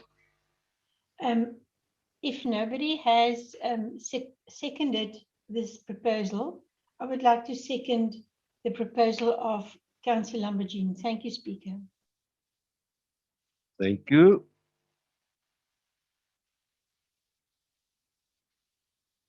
I think the mics, thank you for the improvement of the microphones, that we don't have to press the button all the time. But it's something that we must now also get used to do the switch. Thank you. We are now at D2. It's a deviation report, implementation of the supply chain management policy for the period 1st of April 2021 to 30th of April 2021.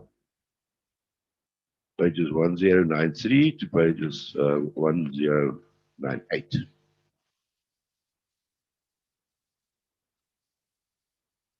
Thank you, Mr. Mayor. Mr. Speaker, Alderman van der Hoeven normally used to respond on this. I propose that you give him the opportunity, Mr. Speaker. Thank you. Thank you so much, Mr. Mayor. Alderman van der Hoeven. Speaker, if the mayor can read me like that, then it's just time to change. Really, then it's time to change. Speaker, the previous deviations were way under 100,000 Rand, and we applauded that. And we also indicated that, or said in this chamber, that it's a major achievement. especially take into account that we are coming from a norm way into the millions. Previously, I can remember at one stage it was even 3 million deviations and more. Now, previously, I also pointed out, Speaker, that the challenge now is to uphold that. The 400,000 Rand of last month represented quite an increase in comparison with the previous month. But then again, for April, we are only at 75,000 Rand. Seemingly, we are back on track in order to limit deviations to the minimum. Seemingly, most of the 57 million or 57,000 was in order to deal with fire outbreaks, and that is acceptable.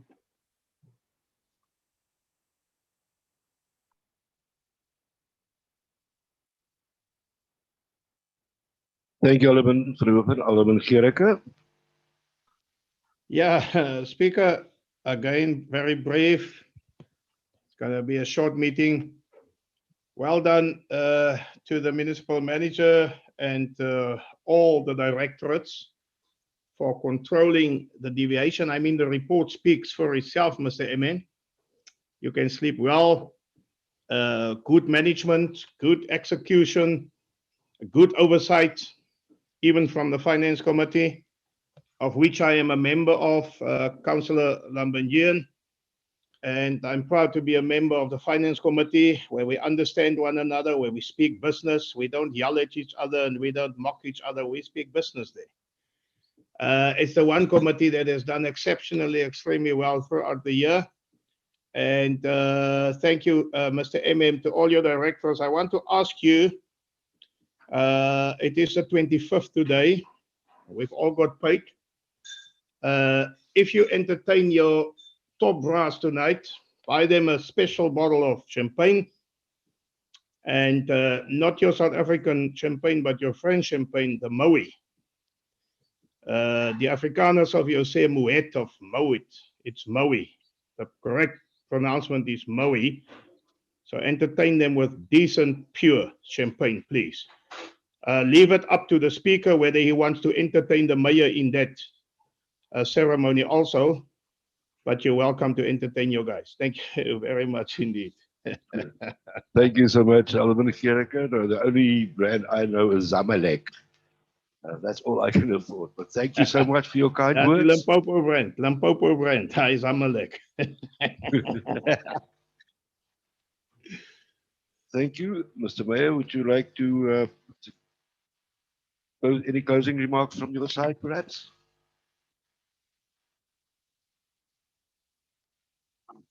Thinking of the term, Mr. Speaker, but the two aldermen, they are my seniors when it comes to experience. So the seniors have spoken. I'll abide. Thank you, Mr. Mayor. You got a proposal in the seconder? I think we got a double seconder. Not yet. Not yet. Formal, I take it as a proposal. Can we have it? Do we have a proposal in the seconder just for record purposes? Yes, Speaker. If the mayor proposed, then I will second this item, Speaker. Mr. Speaker. Thank you. Mr. Speaker. Alderman Gericke. If you listened correctly to me, now, I actually proposed this item. Yeah. I don't want to give the privilege to Councillor Lambergian. I want to propose. That's the way I understood it as well. Yes, sir. Lambergian, you can second, please. Okay. Thank you. Thank you, Alderman Gericke. Speaker. That Alderman de Vries. Speaker, actually want to second that proposal from Councillor Gericke. Alderman Gericke, sorry. Yes, it's going well in this council today. Owens is paid now. I think, yeah, I'm not saying I think we should extend the term because it's not in my powers, but thank you so much for the the atmosphere and the type of relationships that we manage inside this council. I really honestly appreciate it from the bottom of my heart. Thank you. Can we then move on? Yep, we are now D3, it's the cost containment reporting, Q3 of 2020-2021, pages 1099 to page 1102. Any comment or input regards this item?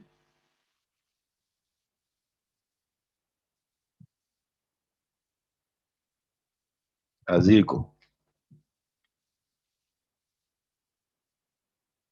Thank you, Mr. Meyer.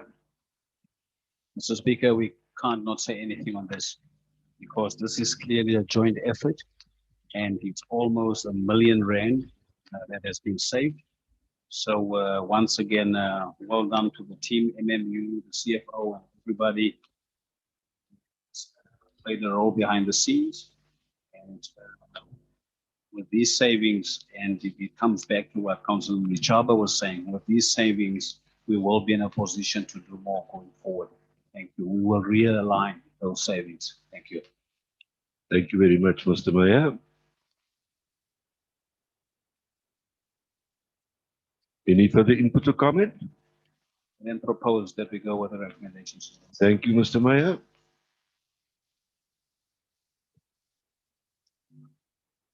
Did the signal get through to Oudtshoorn? Yes, Speaker. We desire the signal. We received the signals yet, Speaker. I will second the proposal by the Executive Mayor. Thank you, Councillor Gericke, Alderman. Thank you, Councillor Lambertine. Mr. Speaker, may I second, please, my colleague? Thank you. Thank you, Councillor Strubel. Are you at Oudtshoorn? No, luckily I'm this side of the mountain where the sun is still shining. Thank you, Councillor Strubel. Speaker, you shouldn't use EFF language about the signal. Remember that Malema asked, give me a signal, Mama Winnie. Lumberjack.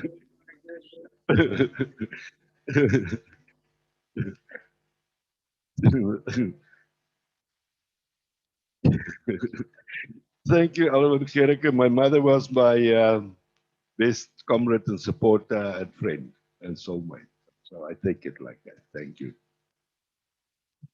E1, report on the micro-organizational structure of Garden Route District Municipality for 2021-2022, pages 1103 to page 1120. Thank you, Elder Lady Kritzinger.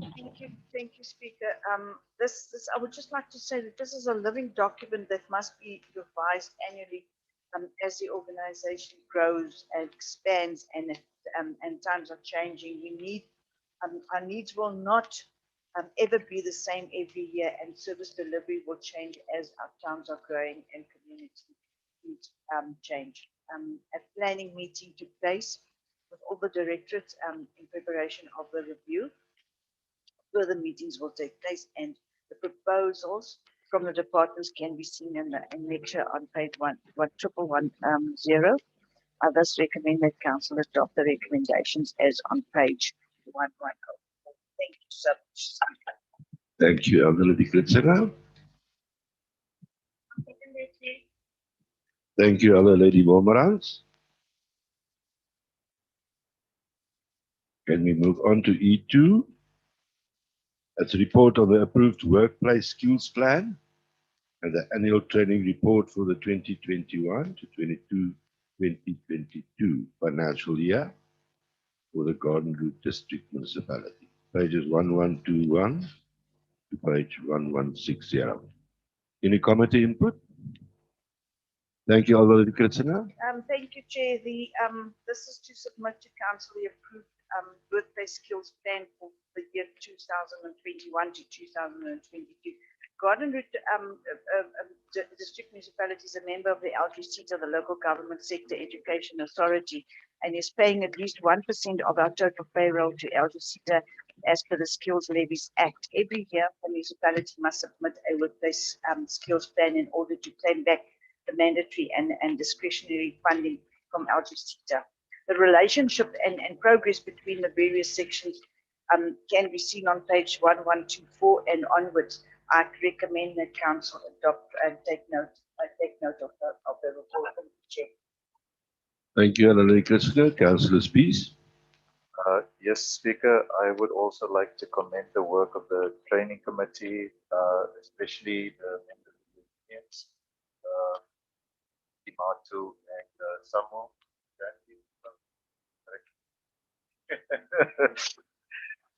And definitely our chairperson, Alderman de Vries.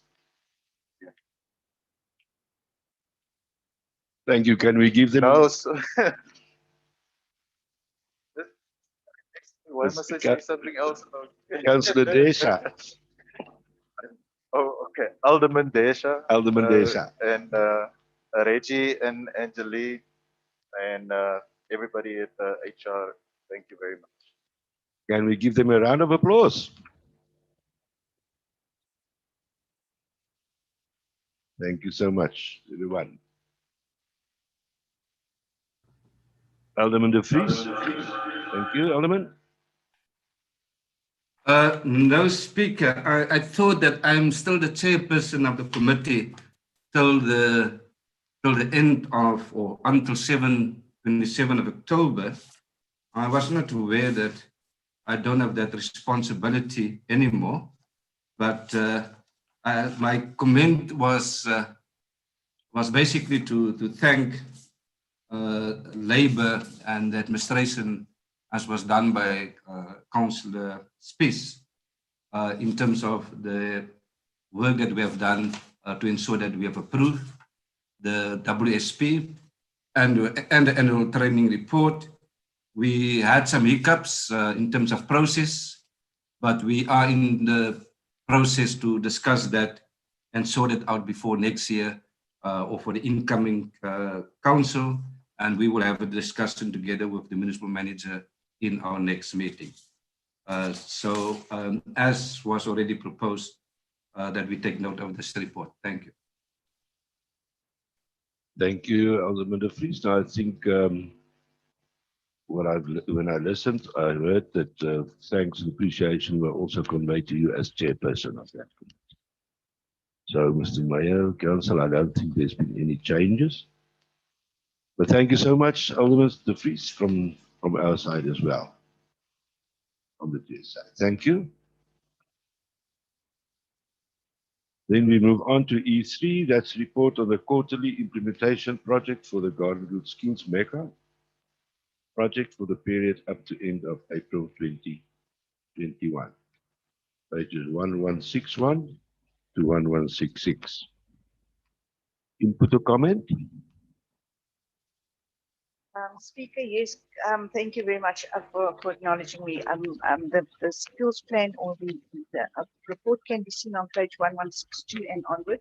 This report is about the activities regarding the Garden Route Skills Makeup project up until the end of April 2021. The Garden Route Skills Maker is a critical component of the overall growth and development strategy of the Garden Route District Municipality.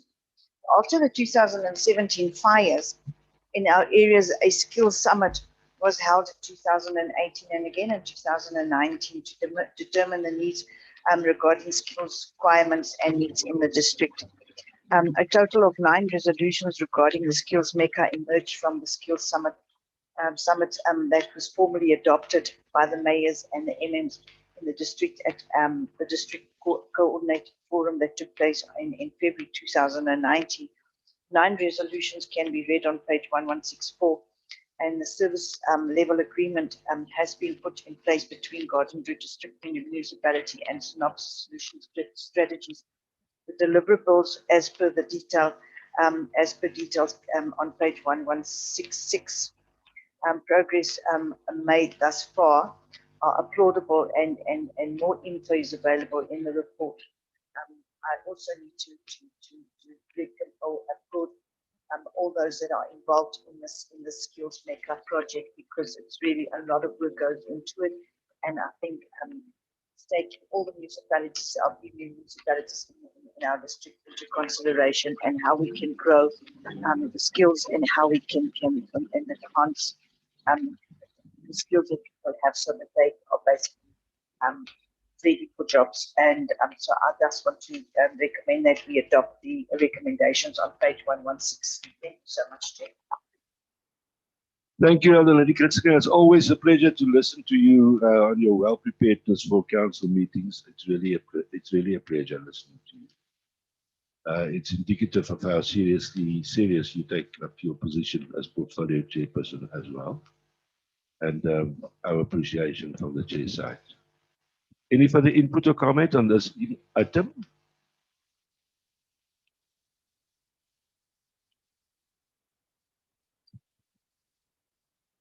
None?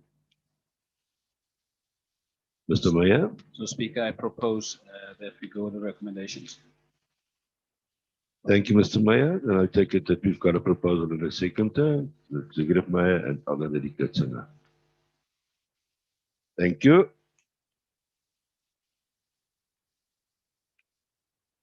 We now move to section F of our agenda, and that is the reports from the Community Services Department. F1 is an update report on the actions taken by the District COVID-19 Command Council to address the COVID-19 pandemic. Pages 1167 to pages 1175. I saw that our Mr. G. Otto name appeared, and then I saw something on the screen, and I thought, who's this Gotto? And then I saw the space between the G and the O. So it was G. Otto, not Gotto. I thought we had some Italian flair here all of a sudden in our council. But thank you. Mr. Clive Africa, would you like to lead before I give an opportunity? I see that there's already presentation on the screen. Yes, thank you. Thank you, Speaker. I'm going to request Gerard to do a short presentation on our status quo and vaccine rollout plan. Thank you so much. Thank you very much, Mr. Africa. Thank you, Mr. Otto. Please proceed. Thank you so much for all your hard work again. Thank you, Speaker. And I want to echo what you said this morning. Before I start, if you don't register, you can't be vaccinated. And also what the Mayor said is, please do not let your guard down. Although we will see now it doesn't look that bad in our district at this point in time. Again, I've just put on a slide showing you what the total active cases per 100,000 of our population is. And you will clearly there see that the two areas where the total population of total active cases is a little bit higher. Mr. Otto? Sorry, can I ask, is it possible that you can enlarge the presentation a bit? Full screen or something like that? Is it better? Yes, it's better. It's much better. Thank you. It is the echo. I'll just sort that out quickly.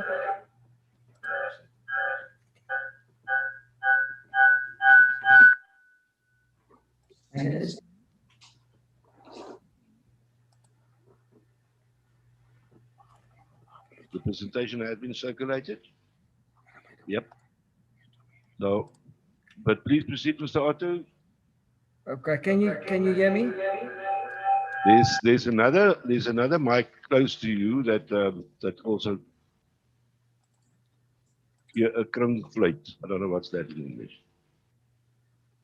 Is that better? Yes, thank you. Like it's better.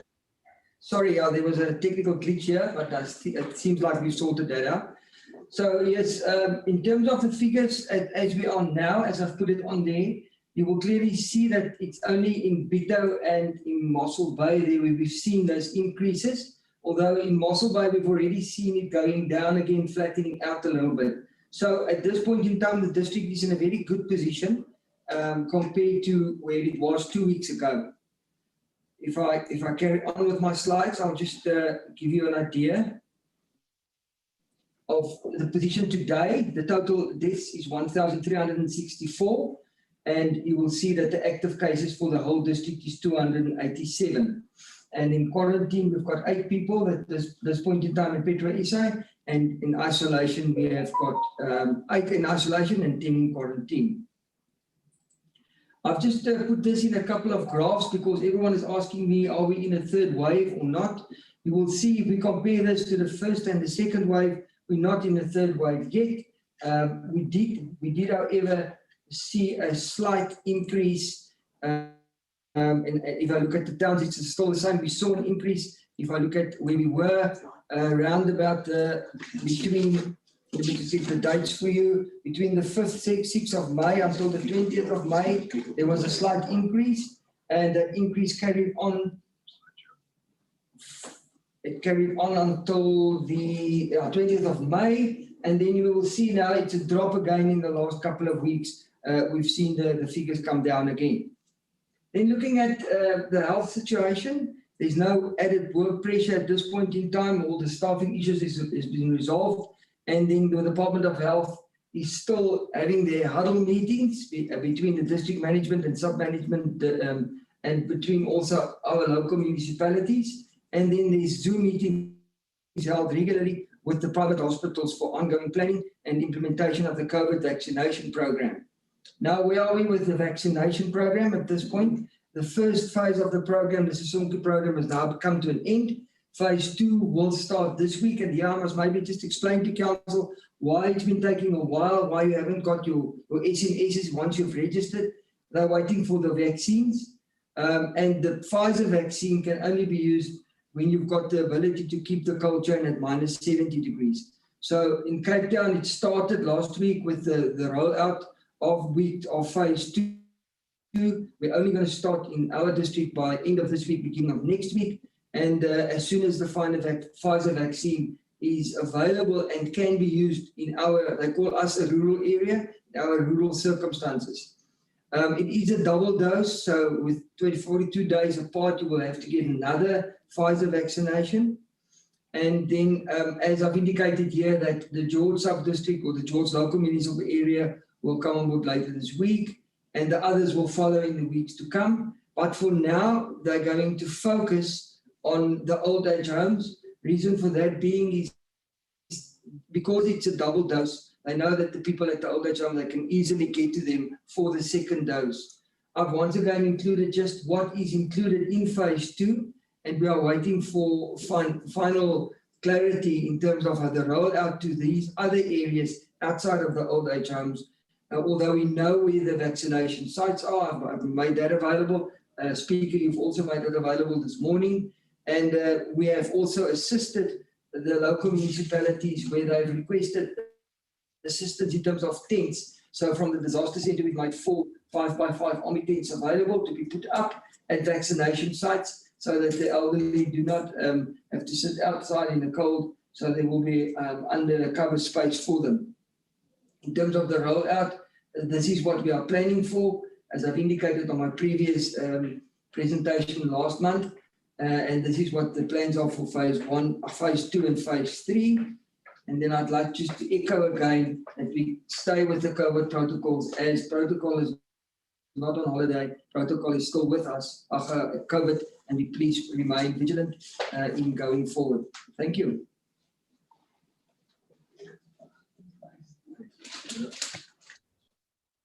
Thank you very much, Gerard. Any input or comment? Alderman Gericke. Speaker, thank you, and thank you to Mr. Otto for the presentation. It gives us a better idea of where we stand at the moment, Mr. Otto. Much appreciated. I just want to reiterate the call again. And I know there are many excuses. Unfortunately, we have to take this thing on with our gloves off. The list that's in my possession of the vaccine rollouts, that list does not include a place such as Packersdorp. Now, I've raised this last week in the forum meeting on that platform. I got a call the next morning from somebody from health to say that Packersdorp will now be included, and they will send me a formal mail, Mr. Mayor, in that regard. That mail has not been sent. It's almost a week ago now, and the mail has not been sent. And therefore, I want to call again on everybody involved in the rollout of vaccines. It is highly unacceptable that the provincial government, or national government for that matter, is only concentrating on old age homes at the moment. All people, in terms of the research done by the World Health Organization and our own Health Council in South Africa, all people above the age of 60 are vulnerable to this disease. And all vulnerable sections of the communities should be vaccinated. And therefore, again, a serious plea. Packersdorp is huge, it's massive, and many old people, elderly, are living in Packersdorp, and we need to exert some pressure so that we get a vaccination site. Just lastly, Mr. Speaker, the excuse that was given was that there's an extension of the building, the clinic building here in Packersdorp. Well, somewhere, somehow, we've got to work around that, but we cannot allow the elderly to travel all the way either to town or to Harry It's costly, and people won't be able to make it. And if they do not get vaccinated, the chances are bigger for them to contract that virus again, or even first-timers. So this is my serious plea. Thank you very much, Mr. Otto.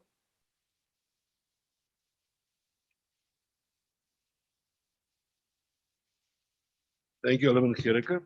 I just checked the newspaper clipping that I've got here, and I just can't see if there is any, except for Tembaletu. I could be wrong. Thank you. Any responses to that? Mr. Otto, can you perhaps respond to that?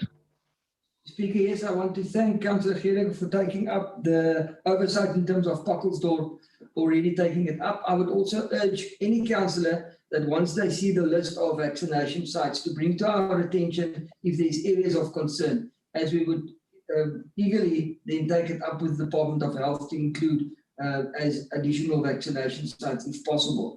So I want to thank him for bringing that to the attention, and it seems like it's already been addressed.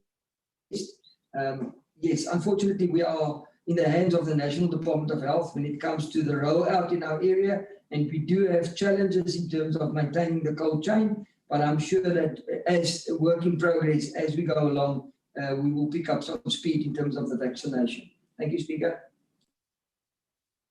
Thank you, Mr. Otto. Alderman van der Werven.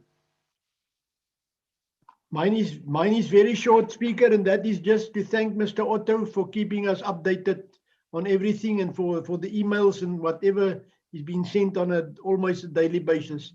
It is really appreciated. Thank you for that, and also for the head of that department, Mr. Africa. Thank you, Alderman van der Werven. And also our communication section that sends out Sundays, Saturdays, every day. I'm getting worried if I don't see it, and then I get it. So, but thanks a lot. This is teamwork, this MM, and it's something that we can really, we can cherish it, and we must show our appreciation for all the role players and everything, Mr. Mayor. And if you allow me as speaker to say that. Thank you. There you've got it, E1. You take note with thanks for the report.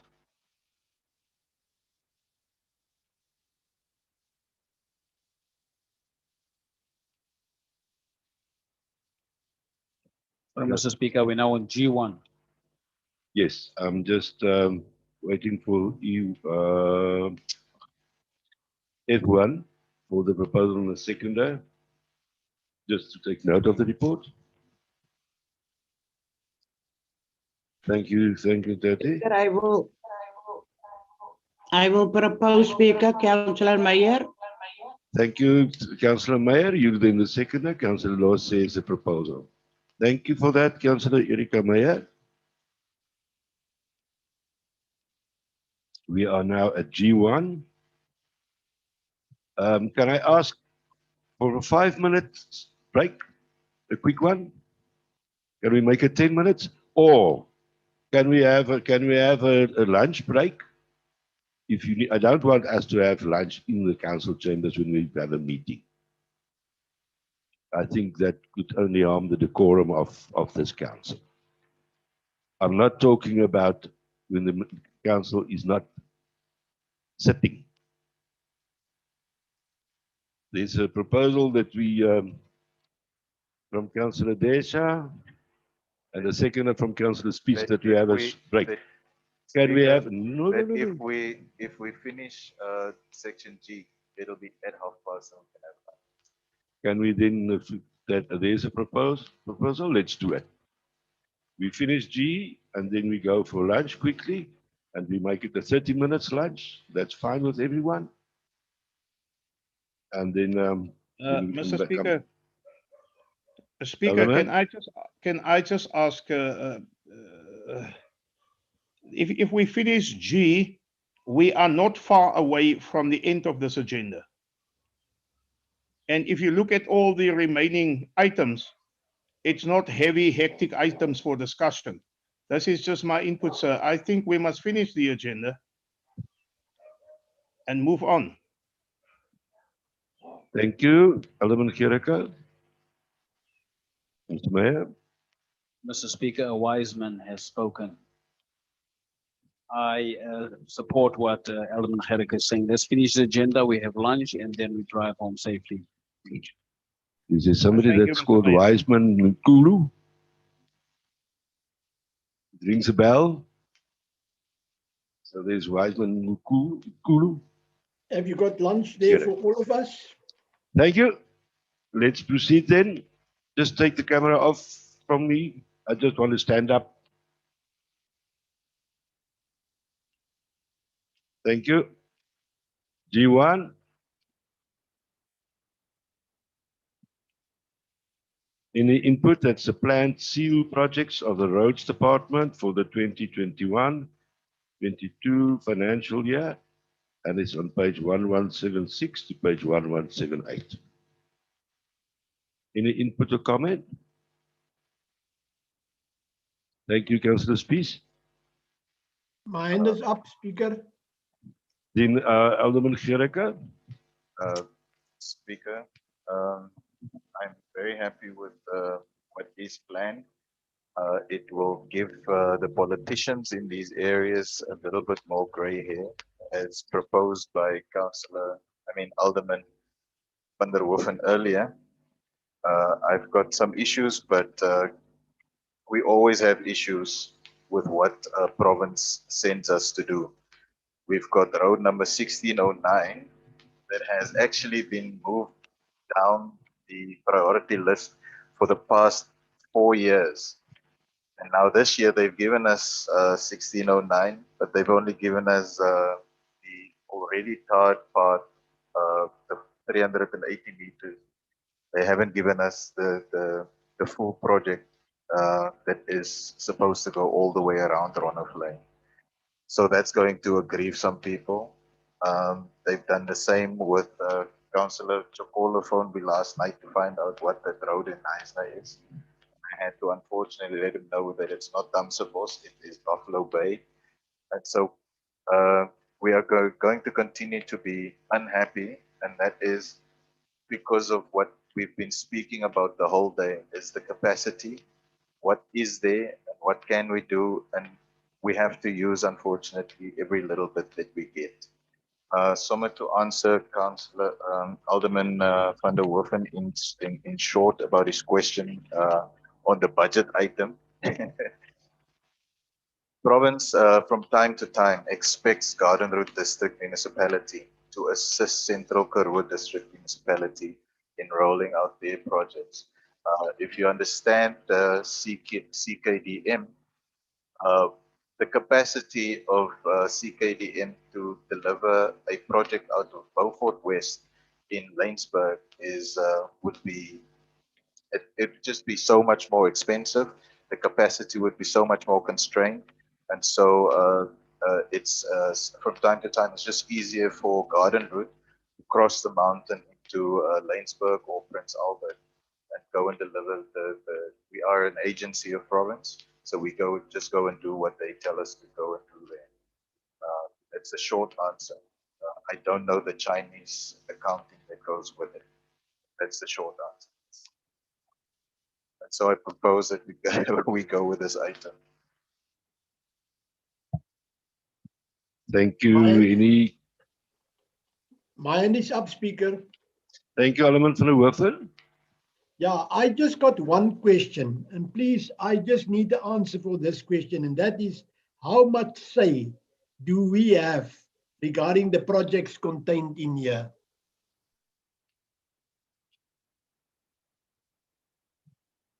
Thank you, Alderman van der Hoeven. Any other further input or comment?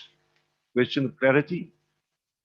I see Mr. John Daniels is giving me the smartest smile that he can get.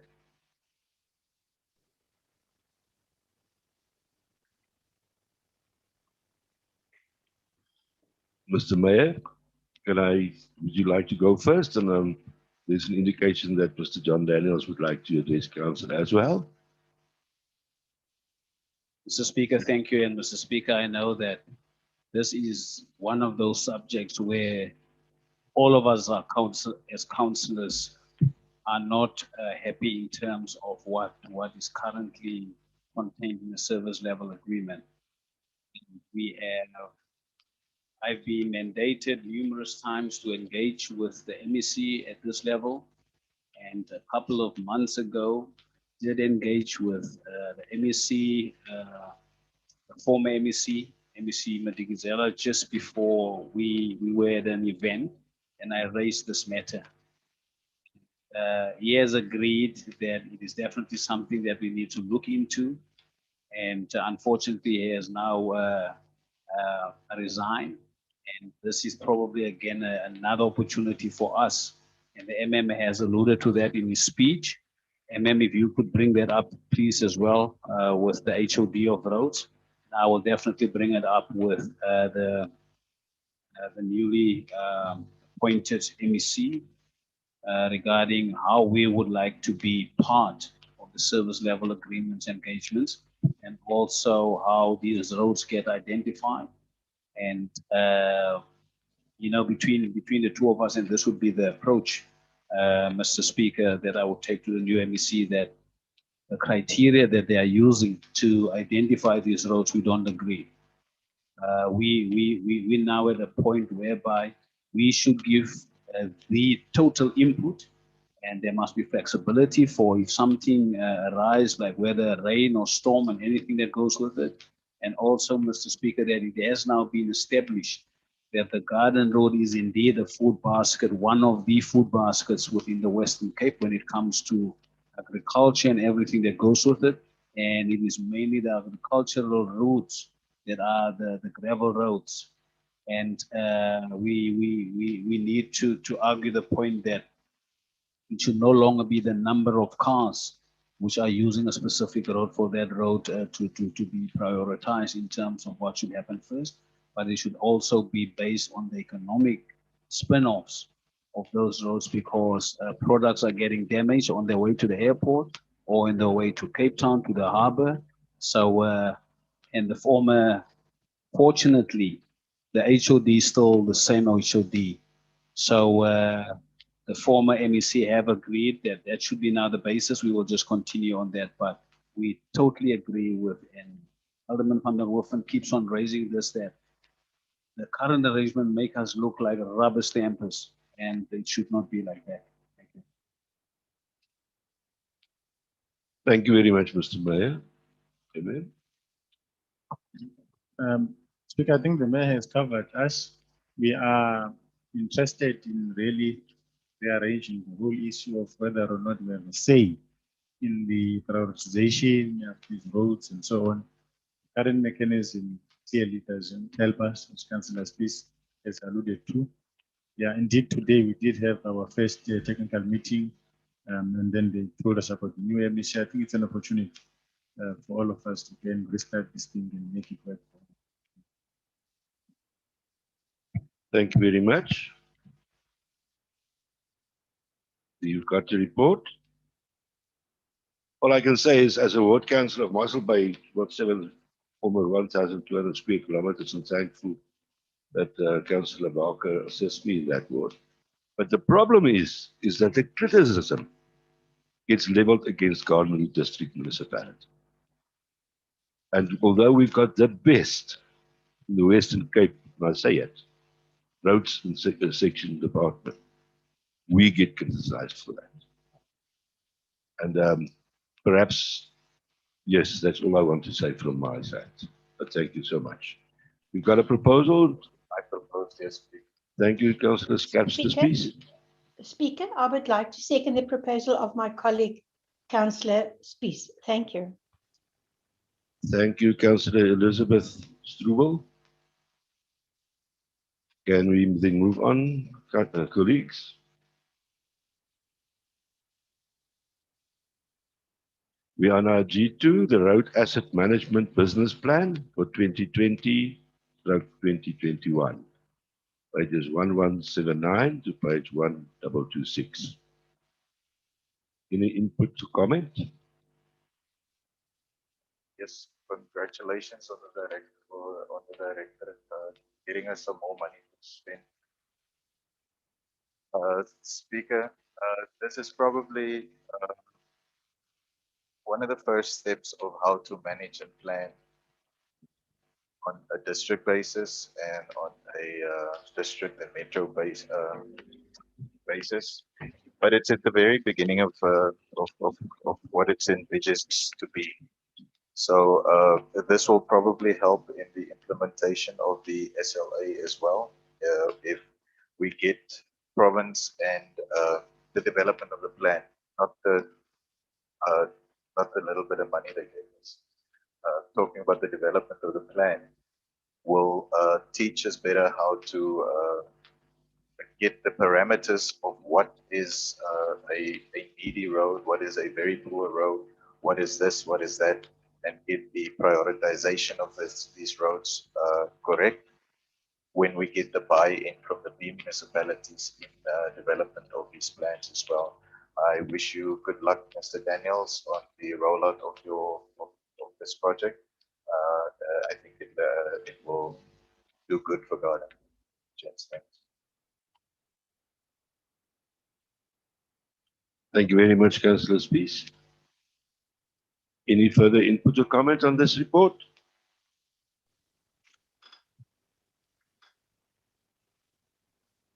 Speaker, in If none, absence I really of- think we should also applaud that department, Councillor Spies, your portfolio for this initiative.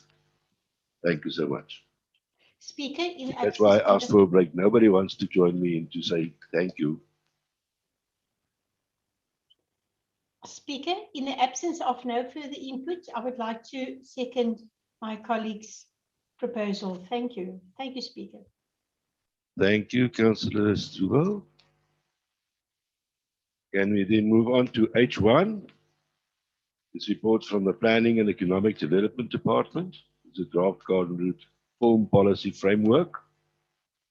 And those that joined the RDP Forum meeting, and there was also a workshop of the same presentation also held here. Thank you so much, Mr. Mayor, for also arranging that. It was really insightful. And when we looked at that presentation and the video, we can only say that we're blessed to live in such a beautiful region of this country of ours. But thank you. There we've got it, H1. It's a draft Garden Route Film Policy Framework, page 1227 to page 1258. Yes, Mr. Speaker. The key objectives of the Film Policy Framework are to promote the district as a favourable destination for film productions and to attract foreign producers. This document is important to optimally assist the local municipalities across our district to invest, as the Garden Route District Municipality is doing, in an effort to address the socio-economic challenges in our district, to promote sustainable employment, to contribute to the reduction of poverty, and to increase the attraction of local investment. With this document, Mr. Speaker, our aim is also to inform and strengthen all efforts where municipalities will know exactly which steps to follow when contacted by potential film producers within the areas. The development of a standardized film permitting system for the district will be an approximate amount of 150,000 Rand. The provincial government, as well as our local B municipalities, will also be approached to contribute towards funding for the development of such a system. The positive comments from our executive management are also noted and appreciated, that our region has indeed a wealth of opportunities for film productions. Mr. Speaker, it is then indeed my pleasure, in my capacity as committee member of the Garden Film Commission, to recommend this report to Council for approval of the draft Garden Route Film Policy Framework. Thank you, Mr. Speaker. Thank you very much, Councillor Lisa Sewell. I teased you in using your first name, Elizabeth, because I'm in here known in Garden as Barend, not as Barney, but I enjoy it. Thank you, Councillor Sewell. Thank you so much for the additional information. And we also appreciate your input and what you are doing for us in that regard. Any further input or comment on this specific policy? And then is it necessary that we explain how it's going to develop into a bylaw in the end, and how municipalities will have to get on board? Should we do it again? We did it at the RDP forum meeting. I don't know if everybody really listened. I don't know. Not questioning it. I just say, should we further engage on this matter, or should we just take this first step? I think, Speaker, it's proper that we just take this first step. We have explained that this is going to evolve into a bylaw. Yeah. We made sure that it is presented at the IDP Rep Forum so that all B municipalities can engage with the Film Commission and also start their own processes. So that's, I think for now, it's quite sufficient. Thank you very much. Alderman de Vries. Speaker, thank you. I think the important for us to move forward with one type of template permit system in the garden route for film. It's much going to be dependent on how we as councillors, especially those coming from B municipalities, ensuring that this is going to be discussed in the local municipalities, in the councils. There was consultations and meetings at the administrative level by the Film Commission with the different B municipalities and also by our department under the leadership of Mr. Menze to ensure that we get to this stage. From here on, I think that we need the B municipalities to come on board and join us. Also, at this stage, we know that it's only one other municipality that is contributing financially. So we hope that we take this not as something from the district municipality, but it's something there for all our municipalities within our districts, within our district. And with those words, I would like to second this policy. Thank you. Thank you so much, Alderman de Vries.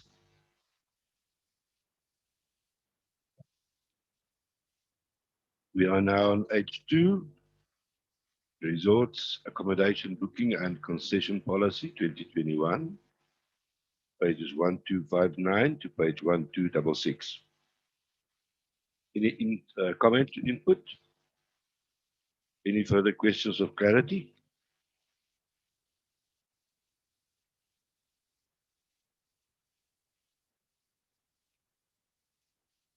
Adieu.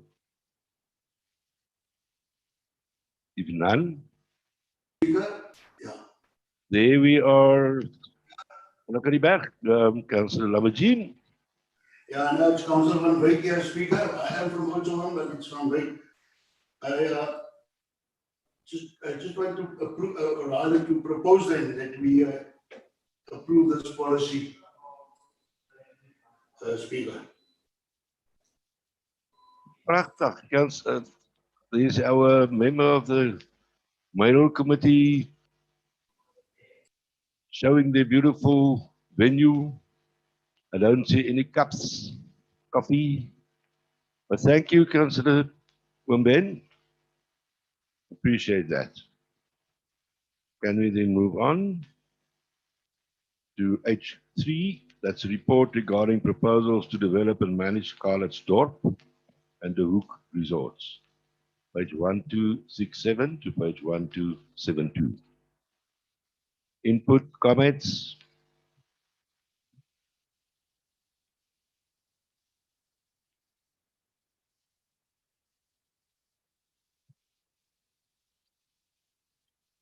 Our municipal manager would like to come in. Thank you, Evan. Thank you, Speaker. There was a reference to this earlier on. It was Councillor van der Hoffen to say we shouldn't see this on papers without it coming here. We have brought it to council. It's not the first time, but you will recall, councillors, that I think in the last council meeting, the mayor did indicate that the process to restart the work at Carletsdorp and the Hoek is going to happen, and this is the first stage where we are asking council to allow us to call for proposals. Many of the resolutions that are necessary have already been taken on both properties.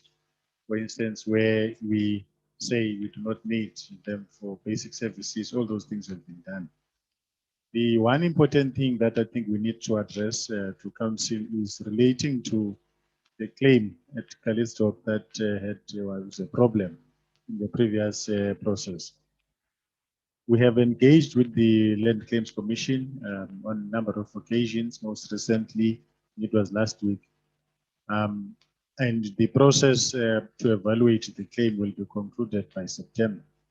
For all intents and purposes, and from what we have gathered, we're quite confident that Garden Road is going to succeed in retaining the property without any claim on it. This has been coming for the last, let's say, 20 years.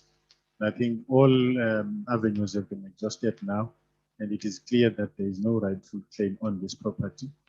However, we will make sure that, as Council has said before, if there has to be engagement with any members of the community in Carletsdorp that would, in one way or another, we want to be part of the process, I think Council has expressed an intention to engage with those. So we'll look at that.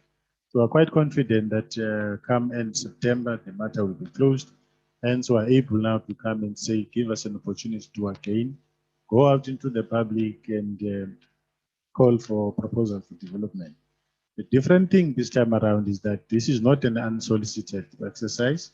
It is us going out to the market, asking for proposals, other than us receiving somebody saying, here's my proposal, which I think was one of the issues that was raised last time. So, Speaker, that's the item regarding the proposal to develop and manage Carletsdorp and Hoek. We're restarting the process and we take it from there. Thank you very much, Municipal Manager. Alderman Gericke. Yeah, Speaker, we have no problem whatsoever with development proposals. It's the right of any council to call for development proposals and to develop its property in the best interest of the communities. So we do not dispute that point. We are, however, concerned, and you can call it whichever way, but we are concerned that the affected and interested parties should be consulted. That's basically it. And we take cognizance of what the municipal manager said, that they have engaged the Land Claims Commission or whatever body. It's a matter of fact, if they give their finding, There are still other processes to follow. If the community feels that they want to appeal the outcome or the result of that finding, it can still take some time.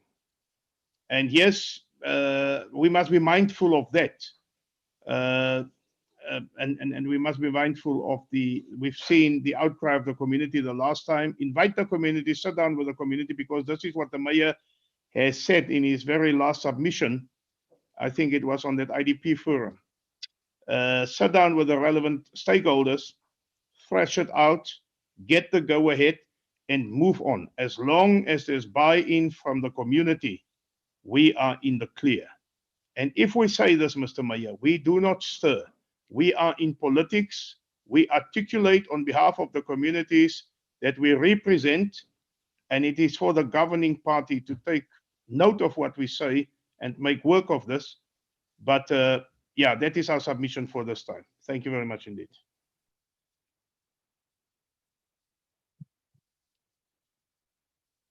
Thank you, Alderman Gericke. Any response? Any Alderman van der Hoeven? Thank you. Thank you, Speaker. I am not going to be long. I just want to echo what Councillor Gericke said. We want to be assured that the community, that the public participation that we've spoken about earlier is properly implemented regarding everything that the garden will do in course. Our Executive Mayor. Thank you, Mr. Mayor. Thank you, Mr. Speaker. Mr. Speaker, we are all singing out of the same hymn book. Just to say that the Land Claims Commission, they have their own engagement with the applicants or those who have filed. They have that engagements themselves, and then they come to their own conclusions. And I totally agree that if we, as the Garden District Municipality, we will also have our engagements with that community, especially those who have laid claims, just to make sure that we're taking everybody with us. And again, I'm re-emphasizing that it's about partnerships. You know, if we take people with us and we make them part of whatever we'll be doing, nobody would feel aggrieved. So we're not going to be bossy, or we're not going to say that or act as if we are elephants in a china shop. You know, there are feelings attached to this. There are emotions attached to this. And the only way for us to resolve this is that that whole community should benefit in whatever we envisage to come up with there. And if I'm saying the whole community, that includes those who have laid claims. Thank you. Can we vote on this, Speaker? Can we vote? Can we go over to voting? Mr. Speaker, what I can suggest is that this must be noted that the opposition councillors, Councillor van der Hoeven has made the proposal, and Councillor Alderman Gericke has seconded this. That would carry, if that's the effect, Alderman van der Hoeven. Thank you. Yeah, Speaker. Thank you, Alderman Gericke. I'm listening. Yeah, this is a very important item. I again reiterate that we're not standing in the way. Let us just get the sequence right here. We have submitted the total public participation process, the consultation with the communities and the relevant stakeholders, affected communities. It must be minuted. It must be minuted, Mr. Mayor. And after it has been minuted, the sequence is that we, the PBI, submits that that will be our proposal. And as you've heard, the ANC has then seconded the proposal.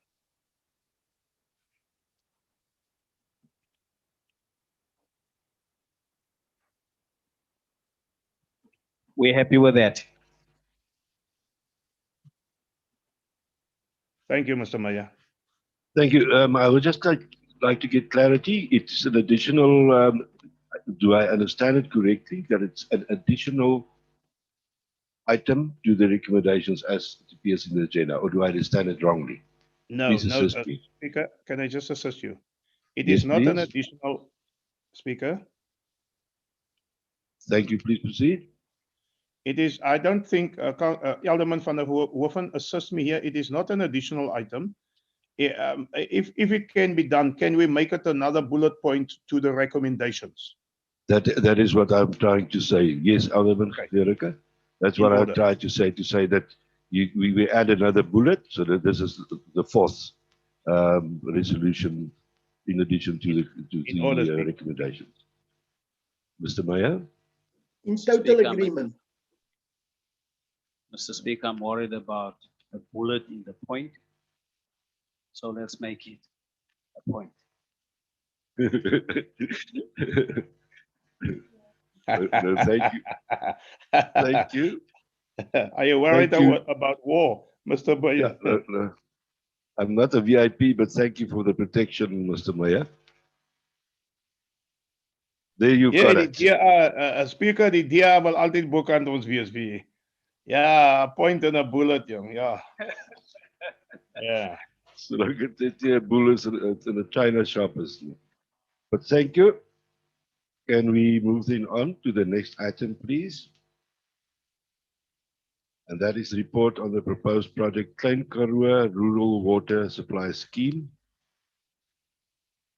West Calitzdorp Spa Exploration Boreholes. Dit is nogal 'n mooi afkorting, KKRBSS. Thank you. There you've got it. Pages 1273 to 1314. Thank you, Councillors, please. Speaker, a lot of work has been done in this regard. Partnership, obviously, with the Klein Karoo scheme, Oudtshoorn Municipality, and definitely the Economic Development Department of Garden Road. Thank you, Mr. Menze. Thank you, Mr. Dongi, for your hard work. Speaker, I propose that we go with the recommendations. Any further input or comment on this matter? Thank you, Councillor Chikolo.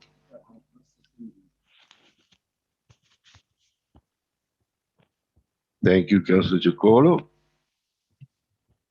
Then on H5, I've received advice from my good left hand here next to me, from the big boss just beneath that, that they would like to withdraw this report.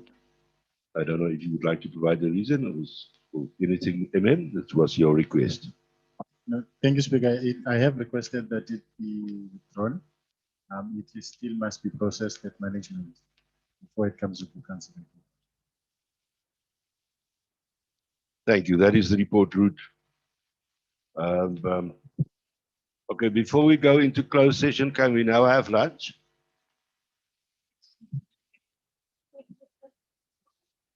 Okay, then I'll do the closed session. Let me say thank you so much to everyone for your participation, for your constructive additions, for your comments, for your debate. We really appreciate it.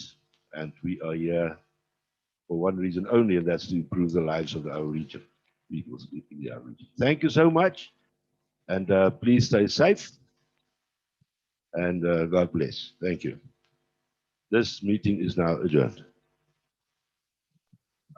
May I just ask the meeting, the people that have obligations towards me. Yeah. Oh, thank you.